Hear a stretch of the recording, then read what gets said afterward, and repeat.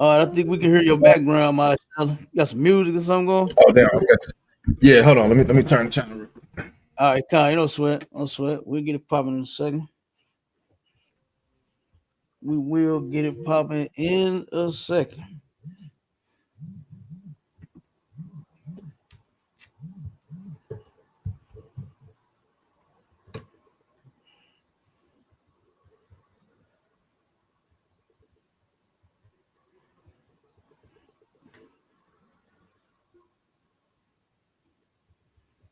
Yep.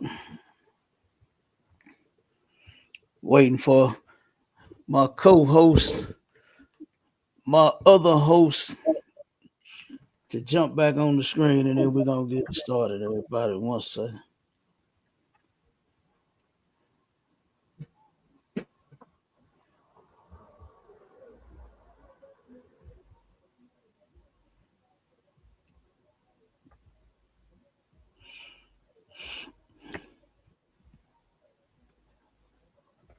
Good to go. All right, we are live and we in the building. Shalom, Israel. Y'all know who it is and what it do. Captain K, the Goggle Bar, under Commander General YAHANNA. And I got my right hand man, my heavy hitter out of the ATL. You understand? Hey, even though this is Sharp and Sword Radio, this still STATL Connect. This still St. Louis and Atlanta connected. God damn it. You hear me? So, but look, we finna get it on. But look, my brother, he had to turn the music. I was looking for the music. He was over there serenading them. You know how he do. You know what I'm saying? He had that Luther going. If this world were mine, he had that Luther going over there. You understand? There, right there. No, I'm just fucking with y'all. But yeah, look, we got to get these videos out. We got to get to our topic. You know what I'm saying? Cause look, y'all know sometimes I go over. You understand? I'll be the went over, and I'll be brought up all kind of shit, and I'll be talking your head off for about 3.5 hours. Look, but today, look, I'm gonna try to be on time today. All right, but we're gonna get into the first couple of videos real quick. We're gonna show, cause like I said, even though this is horror in the church. You know what I'm saying? You know, everybody know we got different topics. We got horror in the church. We got church shenanigans. We got what's the other one? Church, the church, Christian church is a joke. You know what I'm saying? Just all kind of shit to show our people that the things that you are experiencing and you are seeing and that you are witnessing in the Christian church, you understand, is not of God. Okay, Right. none of that shit is of the Most High. It is ridiculous. Okay, It's it's like if I all. could. Oh, go ahead. I'll go ahead. Now, it's like if I could just to add on to that, add on to that point you talking about, right? And the crazy thing about it, Cat, we ain't got to go searching for all these horrible things that's happening and happening to us and what's going on. It comes to you. You know what I'm saying?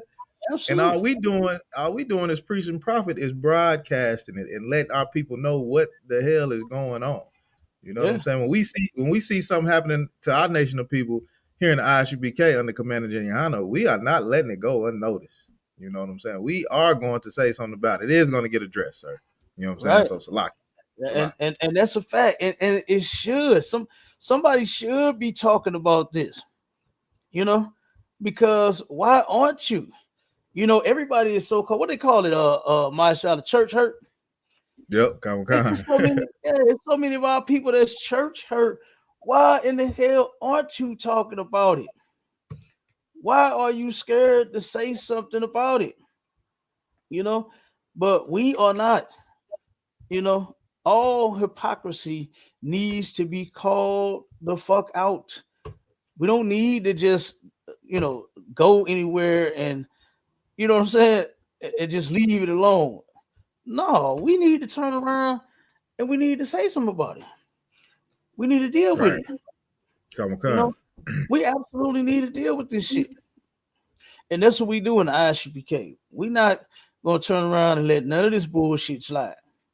You know, and why? Because it's deceiving our people. You got folks, my Charlotte, that's going to go sing and dance, and they think that that's of the Lord. Right. They think that that is of God, which is the most ridiculous shit in the world. You know what I'm saying? That is the most ridiculous shit in the world. Huh? Okay. What the brother Gabar just say? Put that He comment up was on the screen. he was just saluting the brothers. Hold on, let me get back to it, sir. I don't know. He just put one in there now. Not the salute, the Oh, he one did. in there now. Oh, he put another one Yeah, in. yeah. Okay, You got to come on scroll down all the here. way down to the bottom. I got you, sir. He said, And he said, it's actually coming up on the side now too. oh, okay. It's faint. I Yeah, can see it, but it's faint. Okay, I got you, yeah, but Adamar. it's cool. Yeah. But you can do that if you want to. You know what I'm saying? Center and focus on it like what we're doing. Okay, You come know on, what I'm kind. saying? So what he say? He said, whichever the place where the most crimes happen under false beliefs contrary to the Bible, believes contrary to the Bible. And then he came back and said, churches where the most crimes Okay. happens the contrary to the Bible. Oh yeah. Absolutely, and he is not lying. And we got such a horrible crime that happened in the church, boy. That we finna talk about today. You know what I mean? A horrible goddamn crime that happened in the church, and y'all gonna be able to see just how nasty and filthy and disgusting these preachers really are, man. But first, let me play these couple of videos. Y'all know I got to play some of these videos. Is it up on the stage, Marshall? Kind. Yeah, it popped right up now. Okay. Yeah. We Okay, can go. yeah. Because I had to check the settings on that. I went through and was trying to adjust all this stuff. You know what I mean? To where it'll be less work on our end. You know, to where we can steady focus on Okay, yeah. Most of bringing out all the information. Okay, so let me play this one real quick. Check this one out.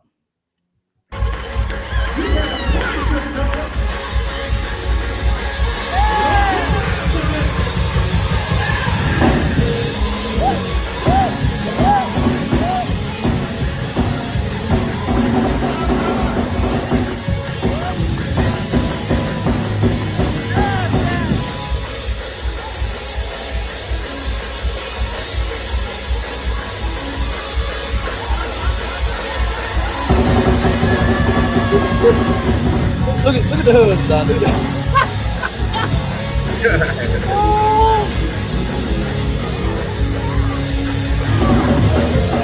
look at the best man. Look at the best. Oh my damn god. thing, Cap. Stupid, man. This is so fucking stupid. Now, first off, let me say this. You God not damn. gonna fuck up my wedding ceremony with this motherfucking praise break bullshit. That you not gonna do. Right. You understand me? And then check this out. You better have that same fire when we get to the goddamn bedroom. You understand? To the honeymoon. Right. You understand me? You better do all that woo and yeah, and all that good shit. You understand? You better give it to me, girl, when we get in the honeymoon. All right. Right. And then look at the goddamn husband. He a punk too. He turned around and did that shit because his wife did. Right. You know what I'm saying? Now he done got the Holy Ghost because her silly. And then look at the fucking best man. He really looks stupid over there. You know what I mean? Like, oh my god, this is a wedding. Why are you doing this dumb shit at these people's wedding? At y'all wedding, number one? Like, damn, Right. this y'all wedding, and she want to act like she done got the Holy Ghost. They're about to break her heels, about to fall off and bust all the dress up. You understand?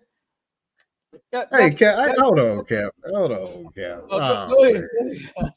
Go ahead. Look, you know when I see that type of stuff, and you know these Christians have the highest divorce rate out of any goddamn body. Cap. Absolutely. I Yes. wonder, are you gonna be doing if this? You know, the God done brought y'all and two together, and Cap, which you always say, if the Lord done brought it together, how can he take it? He ain't gonna take it apart. You know what I'm saying? How y'all gonna come apart and get divorced after y'all done caught the Holy Ghost at the wedding? Hey, in front of everybody, looking like she looked like a big old dumb fool, man. And then next thing you know, 2 months, we're gonna say 6 months, 8 months later, they're gonna be signing them divorce papers. You already know they're gonna be having the marital problems.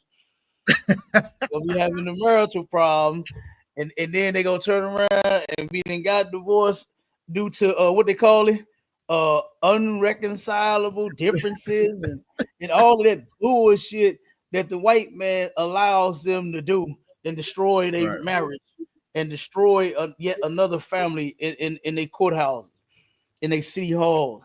You know what I'm saying? Absolutely. They're going to allow this couple to turn around and divorce. Ain't gonna be no Holy Ghost then. Mm-mm. Ain't gonna be no Holy Ghost then. They're gonna turn around. All this shouting and shit, that was just for show.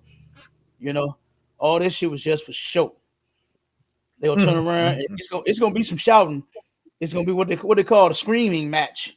You understand? It's gonna be shouting and arguing. That's what it's gonna be. Right. You know, Absolutely. and it's terrible because when you look at the statistics of this, of our people getting married this way by going to get a certificate and having it at a church or having a pastor officiate your wedding or going to the courthouse, whatever it is, you get divorced. Over 80% of them, they get divorced right behind them. You know, they get It's a divorced lot, right you Cap. behind the marriage. And one second word, this shit is really sad. Actually, when you think about it, is I know so many people. I heard family and friends and people that I grew up with that was couples. They was together forever until they went and signed that dotted line.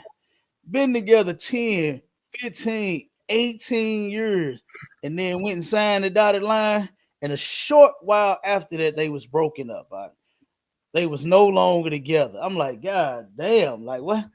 After all this time, that's the only thing that y'all could think of to do was to divorce each other, was to Right, leave one Cap. another alone. Are you serious? Go ahead, Marshall. Right, Cap. It's ridiculous. Yeah, it's a lot if I could, sir. Go ahead, bro. Okay, I want to add on to that point. You look like you did something different. It looked the orientation of the I mean the how it's set up on YouTube. Did you change something on there? It don't What look you mean? What it is the it don't camera look thing. It's full on the the screen camera on option. YouTube. I got YouTube pull up. It's the camera Yeah, option. yeah, however you got it It's set two up. different. It's two different options. One for people that's watching on their phone, and one for people that's watching on a computer or the TV. So what it does Oh, is it okay. changes the landscape, you know what I'm saying, or portrait for the viewer for whatever they watching on. That's a feature that they offer on the stream yard. Okay. All right, come Yeah, on, so yeah, they kind of yeah. put me off. All That's right, why you see that. That's why you see that second one on the side. okay. You don't see it on the screen that you're looking on. You don't see us in the big one, and then you see us in the small one to the left. Yeah, I do. Okay. Come on, Yeah, I got you. it's showing you both layouts. Oh, Yep, okay. it's I got showing you. you Put me both off. layouts. Hey, look how we. Hey, listen. All this hard work we putting in, brother. We advancing in this bitch. You hear me? You know what I'm Yeah, saying? right. We got to move up the internet scale, the social media Right. scale. You hear me? We got to, That's hey, right. I turn around, like I said, I got to looking at these different options out, and we got to get up there. You Damn understand? right. It's for the viewers, it's for our people so that they can see. You understand? And like I said, versus them, being on their phone, if they watching portrait, or if they watching landscape, they'll be able to, what I'm saying, see us and be able to view everything. They won't miss nothing. You know what I mean? They won't miss a beat.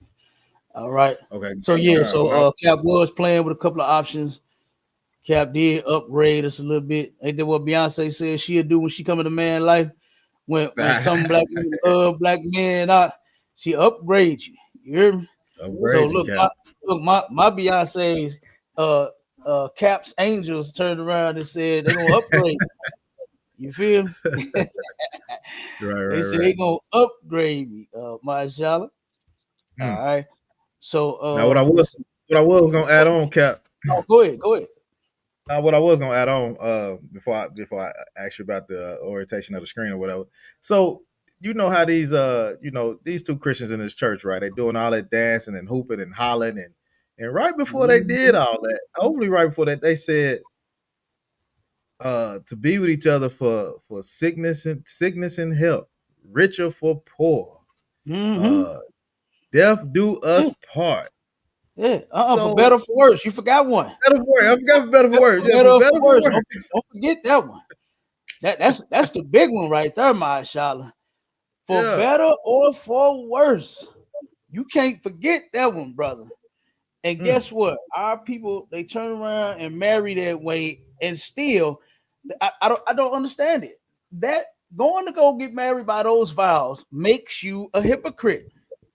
It makes you a hypocrite because in those vows, and you know, black women are the ones that say it the most. I've heard some brothers mention their vows, you know, said very lightly and slightly, but most of them is the women.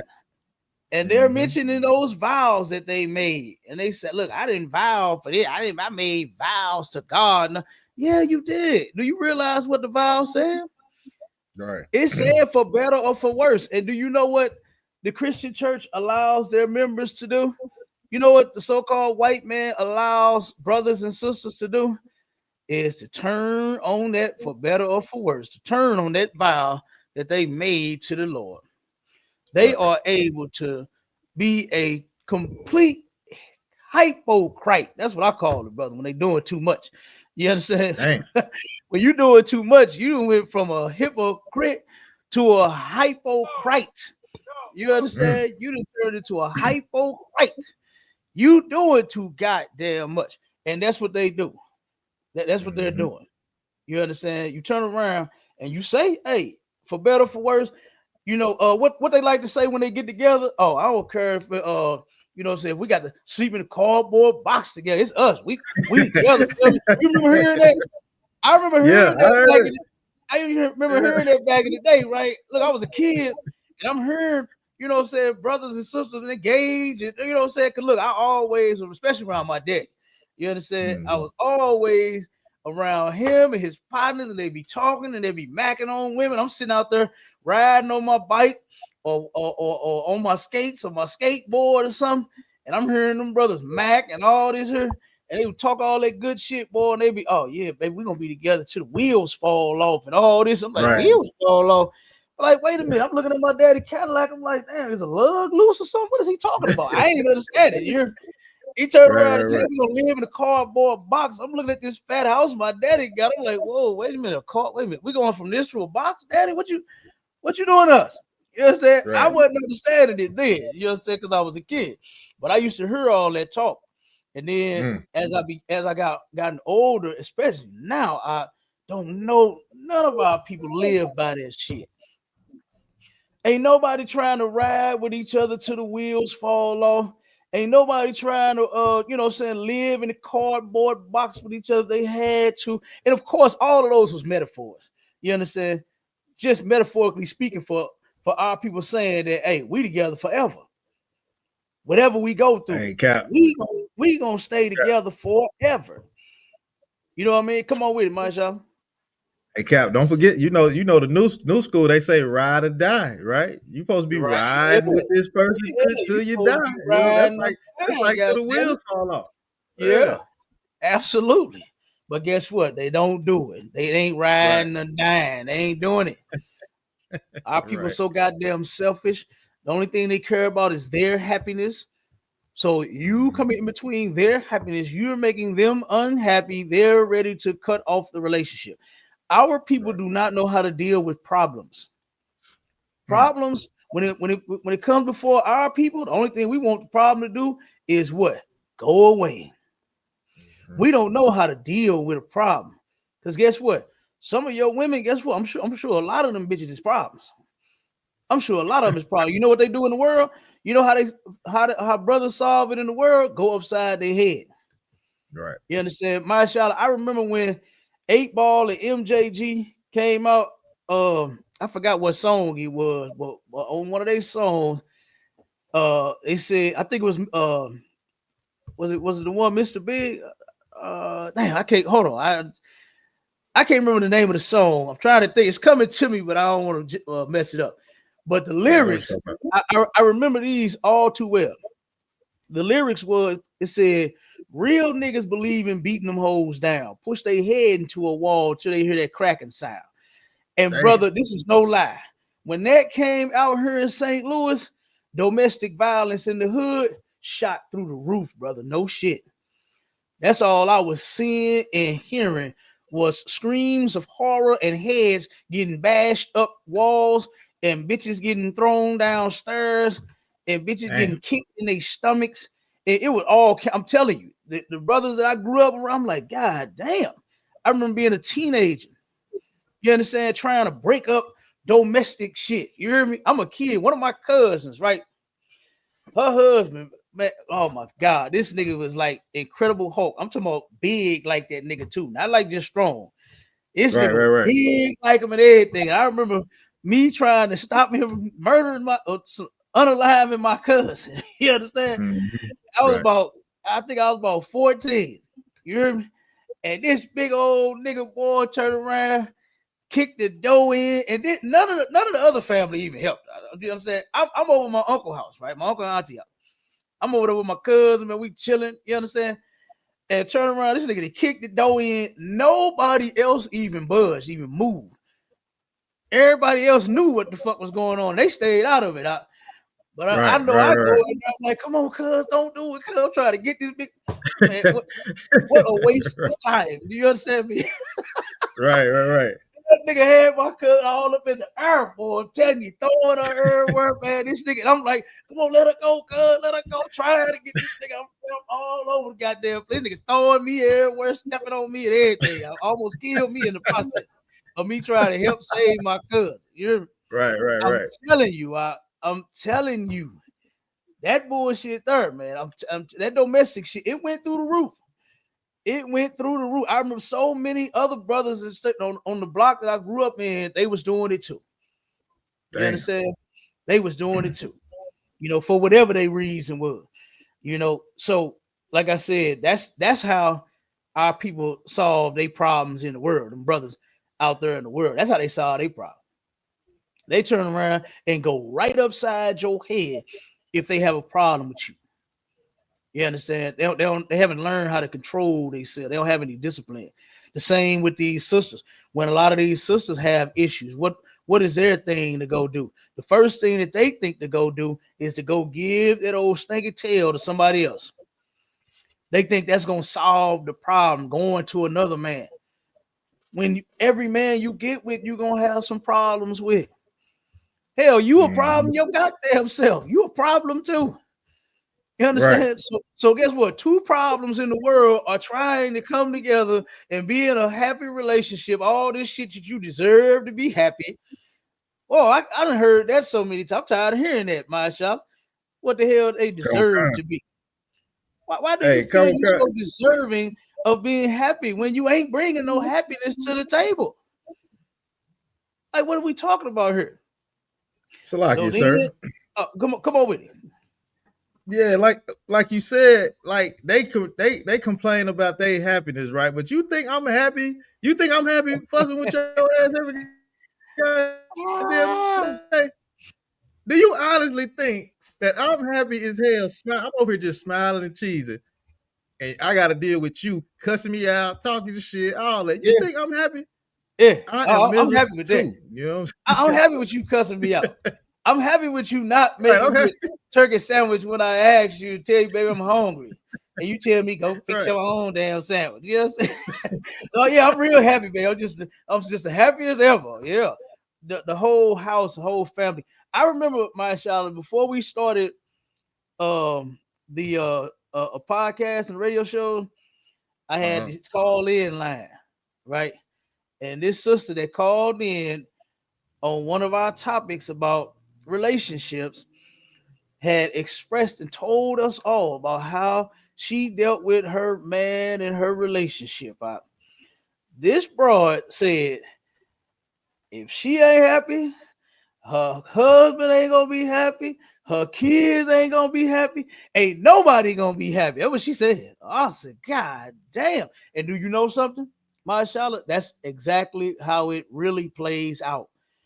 Nobody, especially our sisters, brothers do it too, but our sisters do it more because of this so-called happiness that you feel that you deserve. Nobody else can be happy. You're not even realizing that the person that you claim you want to make you happy, you're making him unhappy with your unhappiness. You know, Then you making the kids got to sit and watch you two argue all day and all night. Right. The kids got to be told that the mama don't like what the daddy doing, or your daddy a piece of shit. Because I haven't seen very many. I've seen some. I've seen a few, very few, that have done the same thing that I'm saying to the woman, to where they talk about the woman, and in front of the kids, or to the saying to the kids. Very few. They have done it. But I've seen and heard more women do that than I have men, to where they having full conversations with the child, and that's their daddy. They don't want to hear that shit about you or the guy they daddy. They just want to be loved by you. They just want to turn around and be happy little kids. That's what they want. They want to be fucking happy. They children. You understand? That's all the hell they know. That's a child's way of thinking. It's just only want to be happy. Children can have that because they are children, and they don't know that. Guess what? This life don't just come with just happiness. Goddamn it. That's not what life is about. But a lot of these sisters, that's what they think. And so what do? First thing they do is go get with them another man. And then you know what they not in that next relationship, mashallah? They not happy in that one either. Right. They are not happy in that relationship either. And then you know what? When they break up with that from that one, they get with the next one, they're not happy in that one either. They're not happy in a lot of these relationships, but we're gonna definitely get to that. So let me play this other video real quick. Hey, Salaki, out of one. Check your message. I just sent you a message, sir. Check your message. on my phone? Yeah, come on, sir. Okay. Which one you sent it on? The 393 or the 626? Hold on, I'll check it. Let me see.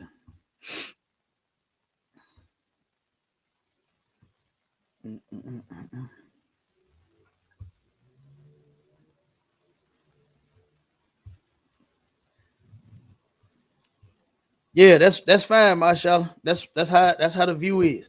We good. Soon as I stop sharing this video, it'll go back. You'll see it.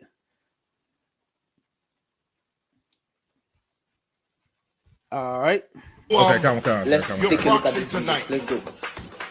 You are about to dance for your cousins. All right. Because you're not ready for this. Yeah.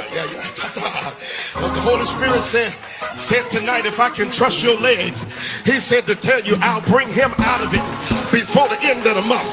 If I can get...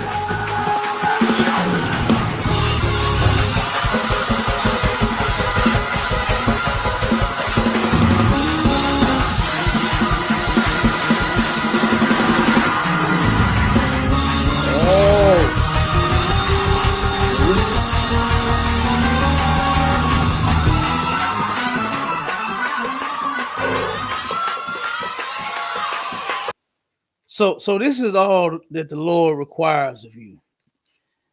Is if you want a blessing from him, he just wants to know if he can trust your legs, meaning dance. You know what I'm saying? This is all that God is. Are you Christians not stupid? You got to be. You got to be. You got to be, because the Most High is not concerned with your legs and you dancing and twerking for him. He don't want to see you Nina pop. The fuck is wrong with you? He don't want to see you swag and surf. He don't want to see you. You know what I'm saying? He don't want to see none of that shit. Like, this is a shame that this is what our people have failed for. And you see, they falling for over and over and over again, mashallah. They fall for this nonsense over and over and over again. And this is horrible. This is terrible. I hate that this is the type of foolishness that our people is falling for. This man claimed that he got a word from God, and the word from God was he's going to restore your family member as long as you dance, as long as I can trust your legs. As long as I can trust your legs. And what's so sad, what's even sadder than that, is that the people don't see that the pastor don't look at you as actual members of his congregation. He looks at you as a bunch of fucking idiots. That's what he looking at you as to even make up some shit like that and tell you, you know what, brother, young brother back there, and you know that was all made up anyway. You understand? The little brother know how to dance, and he sat way in the back. All this was orchestrated for him to do just what he did. You understand? Was for him to swag and surf all the way from the back of the goddamn church until he got up to the front. This is ridiculous. And like I said, I hate that our people keep falling for this bullshit. You know, over and over and over again. Let's get to the last video, and then we're gonna jump to the topic. It's a lot of our could, sir. This one, come on with it, Marshawn. So let me guess. If you in a wheelchair, you asked out. If you hold on. I'm trying to put it in perspective, Cap. Hold on, Cap. If you're in a wheelchair, if you missing a leg, if your foot got amputated because you got a disease, you just, hey, the Lord just ain't dealing with you, period, man. Hey, you don't get no blessing, dog. You don't get nothing. You don't get no blessing, nigga. You know what I'm saying? Hey, look, hey, his prophecy gonna be, hey, listen, you right there in that wheelchair, but if God said if he could just trust your wheels, so you got to turn around, you gotta start spinning around, you gotta do that shit where they have the two front wheels on the back wheels, on, you know what I'm saying? You lean on back and you kicking your shit, you know what I'm saying? You got to do some stunts in their wheelchair to show them that, hey, you got it. You know what I'm saying? Right. Then you roll on up to the front, you keep on going and then turn around, do some circles all in front of the fast. Yes. Hey, you silly as hell. Hey, you asked out if you ain't got no legs, because God want to see you twerk. Yeah. He wants to see you twerk, man. So you just don't get no blessing according to the Christian church. This is stupid, man. This stuff is stupid. And I hate, like I said, that they even pushing this garbage on our people over and over and over again, man. You know, God, can he trust your legs? Can I trust that you gonna obey me? That's what the Lord is concerned about. The Most High is concerned about you keeping his laws, statutes, and commandments, not you twerking in front of the pastor. Not you leaning with it and rocking with it. Right. You understand? That's not what the Most High is concerned with. And this is what's going to keep us in this condition. Is it you doing this kind of mess? You understand? Absolutely, sir. Damn right. And on top of that, Mashallah, check this out. Look at this one right here, brother. Check this one.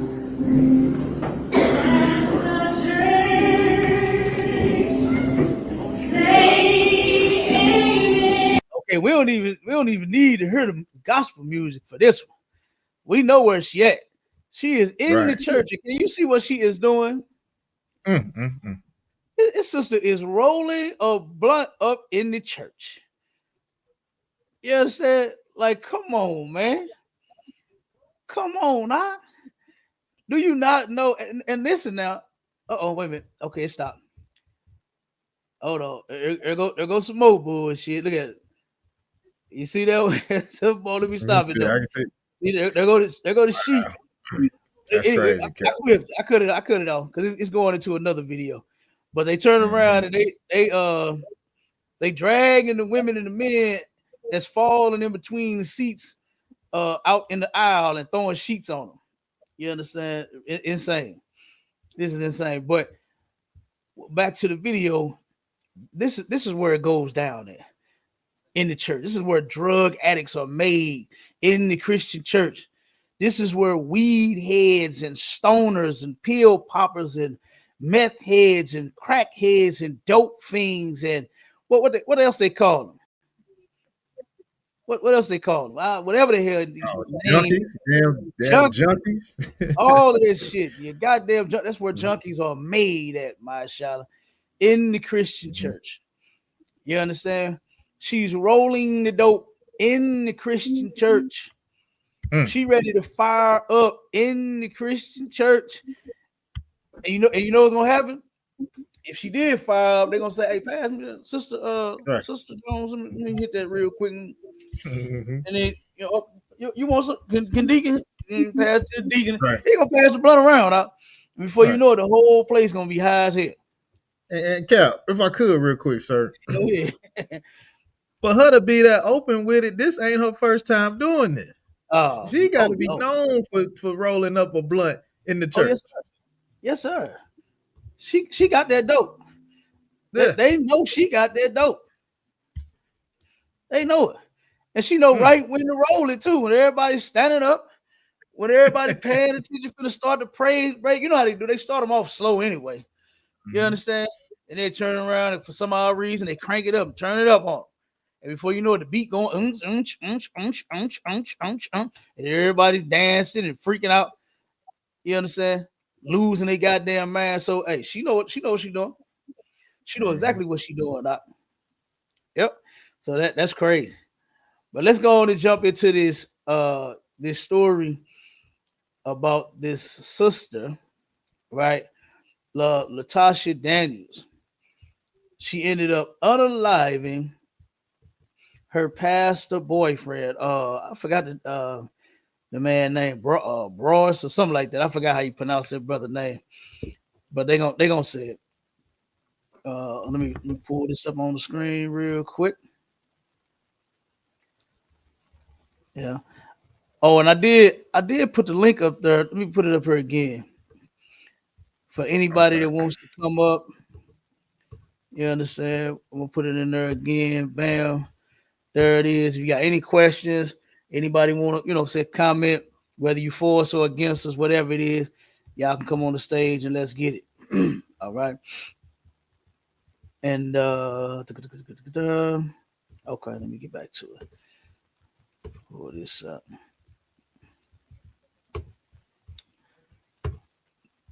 All right. So now we're going to get off into the topic where this sister here unalive her lover, her pastor lover. You understand? And what she claimed was she went to go and unalive herself in front of him. But as you and we're not gonna play the whole video because all of the videos are over, I want to say an hour long, but we are going to skim through it and we're going to bring out a lot of the vital parts of this right here. So we're going to play this one. All right. We're going to start this one real quick. Let me get it. Hold on one second. Did you watch him and Tabitha have sex? No. Was Tabitha ever invited to watch you and Brodus have sex? No. Were you comfortable with the concept of a watcher? No. This is the story of a married pastor named Broads Perry, a 36-year-old man who met a tragic end at the hands of his side chick, Latasha Daniels. Latasha came to his home after Pastor Broads broke up their secret affairs to kill him in the presence of his wife. She continued yelling, "You broke my heart," while she pumped bullets into his body while his wife watched helplessly. He was a dedicated pastor and a third-generation leader at Mississippi Boulevard Christian Church in Memphis, Tennessee. But behind his image as a spiritual guide, there was a hidden side, one that would lead to a violent and heartbreaking end. Latasha Daniels is accused of firing several shots at Perry, the executive pastor at Mississippi Boulevard Christian Church. The police report states Mrs. Perry let Daniels in their apartment late Thursday because she was a known acquaintance from Little Rock, Arkansas. The pastor apparently showed up 30 minutes later. His wife said Daniels began firing, shouting, "You broke my heart," as she was being escorted out of the couple's home. At one point, Daniels even began to reload the gun. Mrs. Perry was shot in the shoulder while checking on her husband, and police arrived in time to arrest Daniels at the scene. Hello and welcome to Twisted Crimes. Subscribe and hit the like button for more stories. Pastor Broads Perry was a young... Okay, so real quick, when they first started off, they was getting to the point about the questions where they was asking the sister about the wife, because notice that they said that the wife had let her in the home because she was a well-known acquaintance of theirs, right? And now this wife, and I kind of don't want to jump ahead, you know what I'm saying? But this wife, the wife the damn side chick and the pastor were all pieces of garbage. They were all pieces of garbage. This guy was a homosexual. You understand? The chicks were lesbians. These were not men and women of God. They were all pieces of garbage.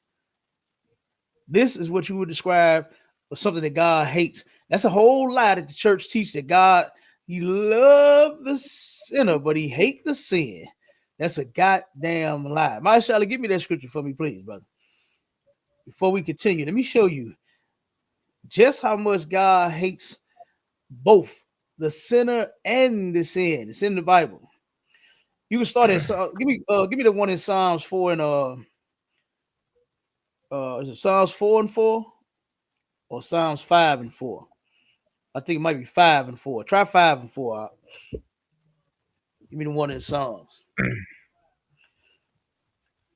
Psalms 5 and 4. Okay.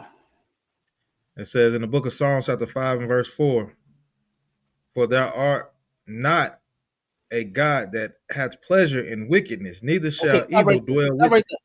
Stop right there. Read that again, brother. Nice. Start from the top. Because I want them to hear and understand what's being read to them. Because that is a whole lie that God is just thrilled with you and your nasty ass and all of the sins that you commit, that you are so blessed and you are so highly fucking favored. It is a lie, and you need to get that shit out of your head. Read it again. Nice and slow, brother. Sir. In the book of Psalms, chapter 5 and verse 4, for thou art not a God that hath pleasure in wickedness,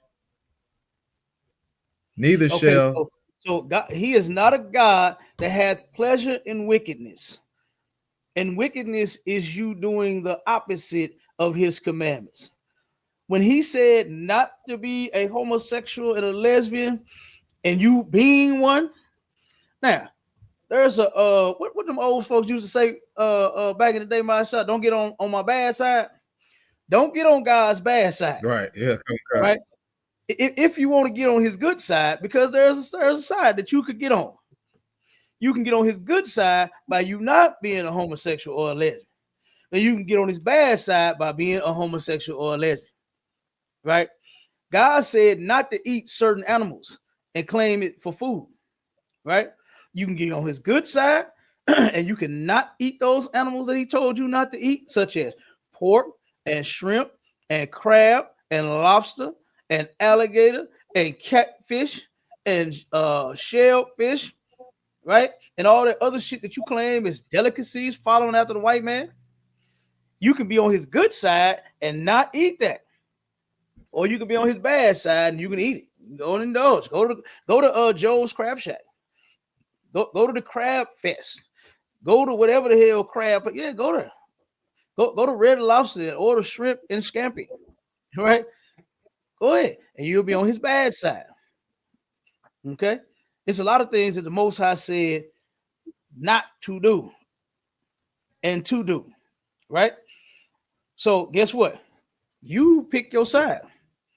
And God is not a God that has pleasure in wickedness. Keep going. Sir. Salaki, neither shall evil dwell with thee.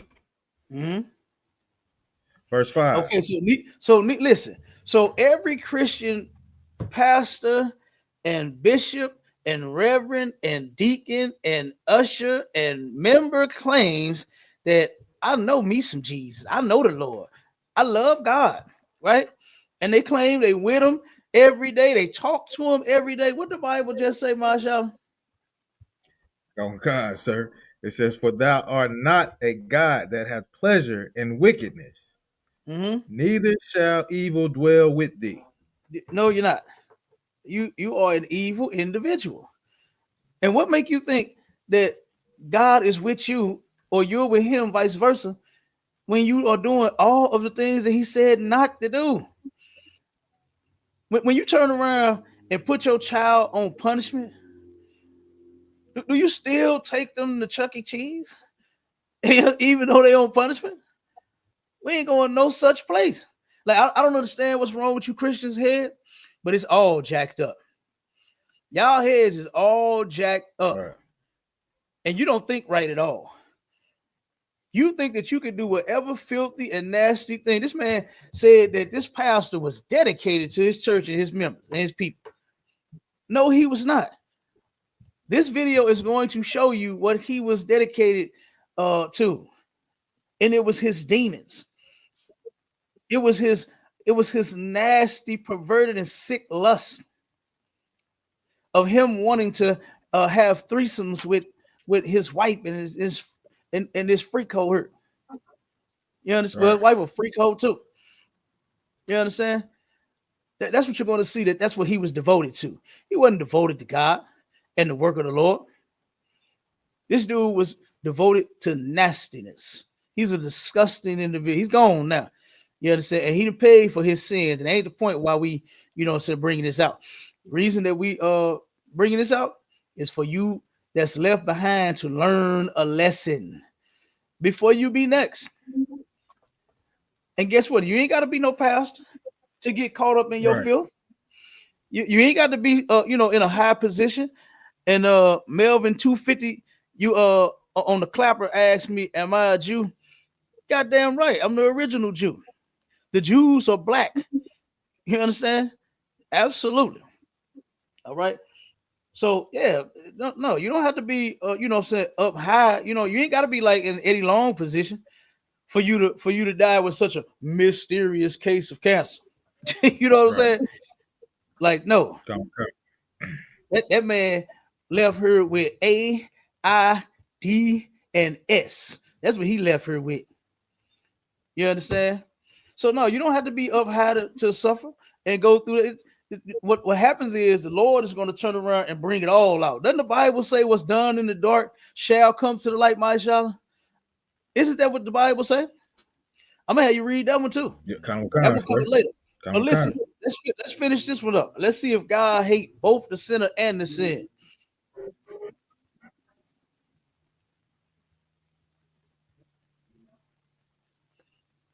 Go to verse 5. Oh, Salaki, sir. Verse 5. The foolish shall not stand in thy sight. What do Christians like to say? God protects fools and babies. Why would he?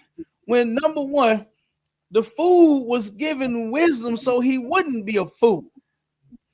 All throughout the Bible, it speaks about wisdom. And that's referring to his word. That's referring to his laws.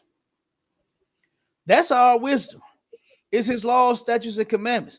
For you not to be a freak hoe. For you not to be a sissy. You understand? Right. You will be considered wise for not being those things. You're a fool if you do. And God don't protect fools. And as y'all can see, guess what? If you are not protecting your babies will be unprotected, especially if you sin it. Especially if you sin it. You understand? The Most High did not protect or spare King David's baby. When King David sinned, you should take that as an example. And you should be looking at yours like, damn, I don't want to turn around and have anything happen to them on the account of me and my bullshit. So you should clean up your own life if you cared about your children. So that's another lie that the Christians tell. Oh, God protects fools and babies. I heard people saying that shit. And then when I find out what the hell happened to these people's babies, the things that happened to these people's babies, like, what are you talking about here? Where was the protection at? From God or you? You left them open. Why? Because you are a sinner. You're a sinner. So you left the door open for your children to be unprotected. God said how he would protect all of us, men, women, and children alike. And it's a goddamn shame that we are on the wrong side of the fence to where we don't have any protection. Keep going. Come on, sir. Thou hatest all workers of iniquity. He do what? Thou hatest all workers of iniquity. The Most High hated all workers of iniquity. And iniquity is sin. and the worker is the person committing the sin. You got to stop listening to your pastor. You got to stop going to church if you ever want to actually serve the Lord. And what they say in the church, they want to please God. If you absolutely want to learn how to please God, then you better come to the Israelite School of Universal and Practical Knowledge under Commander General YAHANNA. Right. And we'll teach you properly. But you ain't learning shit in that church. I'm telling you, you ain't. Because look at what the hell is going on. This sister right here, this is a pastor of a church, and he's now dead because of his filthy ways. She's now about to go to prison for I don't know how long because of her filthy ways. The wife, she ended up getting shot, you know what I'm saying, but she didn't actually commit a crime, you know what I'm saying? But her trying to partake in that lesbianism, that is a crime against the Lord. You understand? Right. So like I said, so she skated this time without being unalive and without being sent to prison, you know what I'm saying? Either or. So she skated on that. But like I said, we never know what's in store. And this is why Christ said, as the Bible says, we shall not tempt the Lord thy God. Do not tempt him. And you're tempting him with your nasty ways. You're tempting him being a sinner. You're tempting him with all of the filthy shit that you love to do instead of you loving to obey him. Come on with it, Marshall. And if I could, I don't want like that's a reason that a lot of pastors won't teach that you got to follow a law and don't want to follow the law because you're not gonna go to court and you got to go through a process and nothing like that. When you follow the laws of God, God see everything. You can't hide nothing from the Most High. You know what I'm saying? You're gonna get your punishment. You get what I'm saying? So that's going to happen regardless. Just like you say, this was for all the nastiness that these people was doing. The judgment came down. You know what I'm saying? Yeah. And that's just how it rolls, sir. You know what I'm saying? That's a lock. That's a fact. That's a fact. That's how it rolls. You understand? That's how it go. That's how what they say. That's how the cookie crumble. Right. You know what I mean? That's how the cookie crumble, and it crumbled for this brother, for this pastor, right? So let's keep playing. Young man with a strong future ahead. He was 36 years old and dedicated to his community. Before he became a pastor, Broads had gone to school at Florida A&M in Tallahassee, where he studied business administration. Education was important to him, and he worked hard to get his degree, building a strong foundation for himself. But Broads's life wasn't just about business. Over time, he felt a calling that was much deeper. He wanted to help others, not through business, but by serving them spiritually. This drive led him to become a pastor, following in the footsteps of 2 generations before him. He became a 3rd-generation pastor at Mississippi Boulevard Christian Church in Memphis, Tennessee, a place where he found purpose and meaning. This role brought him into the lives of many, and he was respected by his community for his dedication and service. Broads had been married before, but things didn't work out. Yet, he didn't let that stop him from finding happiness. You notice how Christians, they always been married 6 and 7 and 8 and 9 and 10 times, man. And it just don't never seem to work out. Why do the Christians know that the Bible says that God hates divorce? I hear them say it all the time. There was a sister, what's her name? Tabitha Brown, one of the latest like internet sensations a couple years ago. Turned around, she was famous for becoming successful with her, I believe it was a cooking channel or something like that. And then she started doing blogs and videos and all this kind of, advice and all this mess. And turned around, she said it on one of her lives. Messed me up. She turned around and one day her husband got off work. She turned around and gave that man a new vehicle. Turned around and told him, her baby, you coming home. You ain't going to work no more. This is your last 2 weeks and this and that. Oh, man, it was lovely. Beautiful sister, man. You understand? But this woman turned around in another live that she did recently where they was talking about church.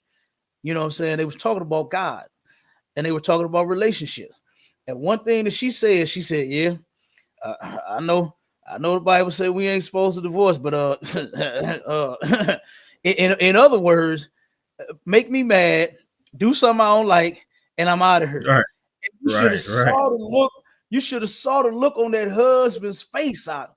him trying to keep his composure. And I know he wanted to be like, wait, what the fuck? What do you mean? You know what I'm saying? What do you mean? You know God is against divorce, but you know what I'm saying? Like, try me if you want to. Tell me, what they say? You could play with your mama, or what's up? Play with your kids, or you know what I'm saying? Find you something else to do, but do not try me. That's basically what she was saying. And man, I remember watching that video. I'm like, damn, that's some cold shit, man. To have, you know, I know it feels very, very bad to have, you know, the woman that you love, right? That you done been with all this time, and here you go, you thinking on your side that, hey, we together, we down, you know, that's my baby. Right. And then you hear her say that she will leave you, you understand, when she feel like it. Oh, I know it's got to be hard. To know that a woman will abandon you at the drop of a dime, you know, to where she's not totally in like you are. I'm sure that hurt. Oh, no, that had to hurt. You know what I mean? But let's keep going. Yes, again. Hey, He so met like a woman named Tabitha. Come on with it. That's a perfect example that you just displayed right there, of what you were just saying. And that's a woman weaponizing y'all relationship. She's using it as a weapon. You act up if you want to, Negro. I am gone at the drop of a hat. Yeah. You know what I'm saying? Hey, Cap. That's like she might, you know, that's happy wife, happy life. Like you do. I'm gonna make you miserable. I know God said it, but and look, my side of the Bible actually say happy husband, happy life. Right, exactly. They got it backwards. See, we in this society, they have put our women out front, you understand, and letting them lead the way. When you see that there has been nothing but tragedy ever since. You know, our women, guess what? They have their role and their place in our lives. And I love them. Oh, I love them. Yeah. You understand? Yeah. Guess what? Leading this thing, you in charge of me, that ain't your motherfucking place. And you ain't finna do that. And guess what? And if you go against the grain, you know what you're gonna do? You're gonna end up hurting yourself. You're gonna hurt yourself. Because there is a way that the Most High said for us to be doing things, as far as being father and a mother, a husband and a wife, a brother and a sister, a damn momo and a pawpaw, a uncle and an auntie, a cousin and a damn nephew and a niece, all of that, man. There's a role that we have to play, right?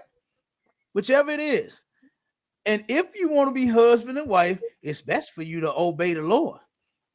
You might have problems. You know what? If you do have problems, you can come to the ISUPK and you can get counsel for your problem. Right. So it's not the end of the world because, you know, y'all mad at each other. Sometimes the two that's involved in the madness get so mad to where they don't see a way out. They're so engulfed in madness. They wake up. They do the opposite of the scripture when it says, don't go to sleep on your wrath. And I'll be damn, wake up, and this bitch is mad again. Right. This Negro mad at that bitch again. You understand? Like, why didn't y'all fix that shit yesterday? Okay, let's try to fix it today. Then you turn around, y'all start arguing some more. You know what I mean? You start arguing some more. Brother, I remember a sister called her for counting. The sister, she was in classes. She never got into school, but she was in classes. And she turned around now and made up a bunch of excuses in her head and a bunch of lies on her husband. She said that the man was an alcoholic. He drank too damn much. He drives stupid. She felt like her life was in danger. And just all kinds of things when, you know what I'm saying, when she called me and was telling me what was going on. Turn around, I get that brother on the phone. The brother say, oh, I just, you know, when I get off, I might have one, sometimes two beers, and not a whole lot, you know, and then on the weekend, you know, I might get me another two of them, you know what I'm saying, a couple beers, but it ain't all the time. He explained it, broken. I said, is this true? Yeah. I said, but wait a minute, you said this man was a full-blown alcoholic. You don't sound like an alcoholic to me. Just saying I may have a couple, one or two every now and again. It's not that often. Are you sure you talking about the same guy? And then everything else, the man, he was like, no, I wasn't driving fast like that. Whatever happened, and I said, sister, is that correct? Yeah, that's right. Wait a minute. You said this man had you holding on for dear life. You thought you was gonna die. And then when he described it, it wasn't that shit at all. You know what I mean? And the whole thing just, I really hate that our sisters have been destroyed to the point to where they are. And our brothers too. The brothers have been destroyed as well. You understand? But I just hated that our sisters, they lead to what they think in that head of theirs, and then they say, oh no, this got to be real. He don't love me. He tried to kill me. He was driving fast. He this and he that. He alcoholic. Just everything, because guess what? She's ready to get out of the relationship. That's what she's ready to do. And she makes up excuses. And she turn around and even makes some things come true to light, to try to say, oh, well, you said this and you lied to me and this and that, to try to make her shit valid, to where she said, you know what? God said you was not my husband no more.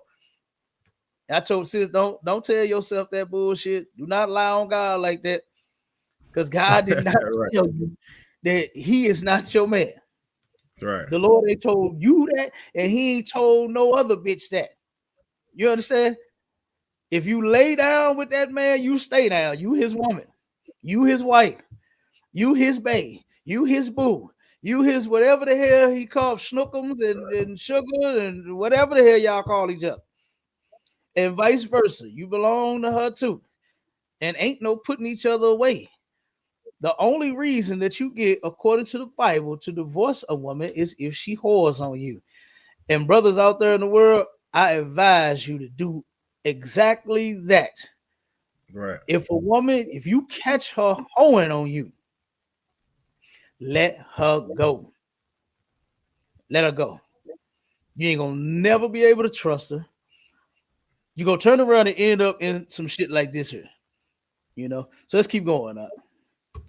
And they quickly became close. After some time, they got married, and Tabitha moved with him to Memphis. Together, they settled into a peaceful neighborhood, looking forward to their new life. But behind this seemingly happy relationship, there was a hidden secret. Rhodes had started seeing another woman named Latasha Daniels. Latasha was 39, educated, and well-established, with a degree in criminal justice and a career as a clinical social worker and anger management specialist. Despite her success, Latasha developed strong feelings for Rhodes, even though she knew he was married. Their secret relationship grew, with emotions running high on both sides. The calm life Rhodes and Tabitha had in Memphis was shattered on April 4, 2019. That evening, Tabitha was home alone at their apartment in the Mar Park Apartments in Collierville, Tennessee. Around 10 p.m., she heard a knock at the door. When she opened it, she was surprised to see Latasha, a woman she knew as an acquaintance of her husband. Since she knew Latasha, she let her in, feeling safe enough to have her there. Latasha waited with Tabitha until Rhodes came home. When he finally arrived, they sat together, and Latasha started a conversation with the couple. But as they talked, Tabitha noticed something strange in Latasha's behavior. There was an uneasy vibe, and it felt like Latasha was giving off negative energy. Finally, Latasha got up, signaling that it was time to leave. Rhodes and Tabitha both stood to walk her to the door. But before Latasha left, she turned around, pulled out a gun, and aimed it at Rhodes. Without hesitation, she started shooting, screaming, "You broke my heart," over and over. Rhodes was caught off guard, and as he fell, Tabitha screamed in horror, trying to understand what was happening. Latasha left the apartment, but instead of running away, she stayed around the scene, seemingly in shock or simply not wanting to leave. Meanwhile, Tabitha managed to rush to a neighbor's door, banging and screaming for help. But before long, Latasha re-entered the apartment and shot Tabitha in the left shoulder. Tabitha managed to survive, but Rhodes's life was slipping away. When the police arrived, they found Latasha still at the scene, with the gun in her hand. Officers ordered her to drop the weapon, but she resisted, leading them to use non-lethal force to subdue her. Even after being restrained, Latasha put up a fight. She was taken to a nearby hospital, but she tried to escape while being treated. Officers chased her through the hospital hallways until they finally caught up, and she fought them physically, grabbing one officer's shirt and resisting arrest. Hey, this sister had a lot of demons, boy. Mhm. Oh, she had a bunch of goddamn demons. You understand? But we're gonna turn around and skip through a little bit. Let me get to the next mark. So they turn around and got to now. I'm gonna play a little bit of this right here because this is where they're about to question the the sister Latasha about the wife. Right now, watch this. Check this out. Relationship. He was. And you're gonna be able to see what I was saying about this husband. You'll be able to see it now. There was a relationship at all. Right. He was not transparent about that. Oh, I'm sorry. They're actually questioning the wife about the things that the sister Latasha was saying about her having knowledge of the threesome and their relationship and all of this and all of that. They're gonna get to it. So what they actually proved during this part here when they were questioning the wife is that the wife was not being honest. You understand? And that they were that it actually was looking better on the sister Latasha, the accuser. You understand? It was looking better for her because it's saying that, oh, okay, well, she's telling the truth, obviously. So, but that's what this part is right here. I'm gonna play this part and then I'm gonna skip to it. No. That didn't ever happen. No. And photos aren't an issue at home, but I get it, but it ain't an issue.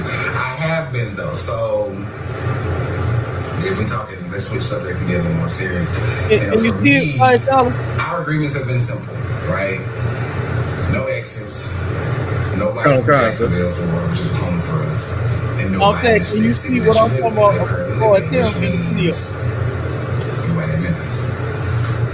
That was the case, of course, in Little Rock, outside of girlfriend, because girlfriend is in Little Rock. We let it kind of happen. You can see the punk coming out of. Oh, come on, yeah, of course. Yeah, you can see it. The dude, his hands and how he talking and everything. You'll be able to see it. You will be able to see it. Yep, the whole punk coming up out of here. So now let me skip to this part here. It's not that I want to be disrespectful. It's not that I don't want to be ethical, but I do wrestle with that. And I just kind of talking to your perspective about what you saw. But I was like, I think that could be what this is in terms of treating this like an infidelity kind of relationship on purpose with permission versus an additional partner scenario. So I feel that. But y'all, she asked me to hook up with close. We're close. When we were in Little Rock, she lives in Little Rock, so we're in Memphis now. I mean, it's only 2 hours away, but yes, we were in Little Rock, so we were literally because it was at that point. Wife was like, "Yeah, nobody at home. Like this is an exception because I kind of threw you that, but no, you ain't dealing with nobody at home. Like that was Jacksonville, so our heart knows, and though Jacksonville, which is hometown for us, no exes, and no place in your current city. Those are the hard no's, right?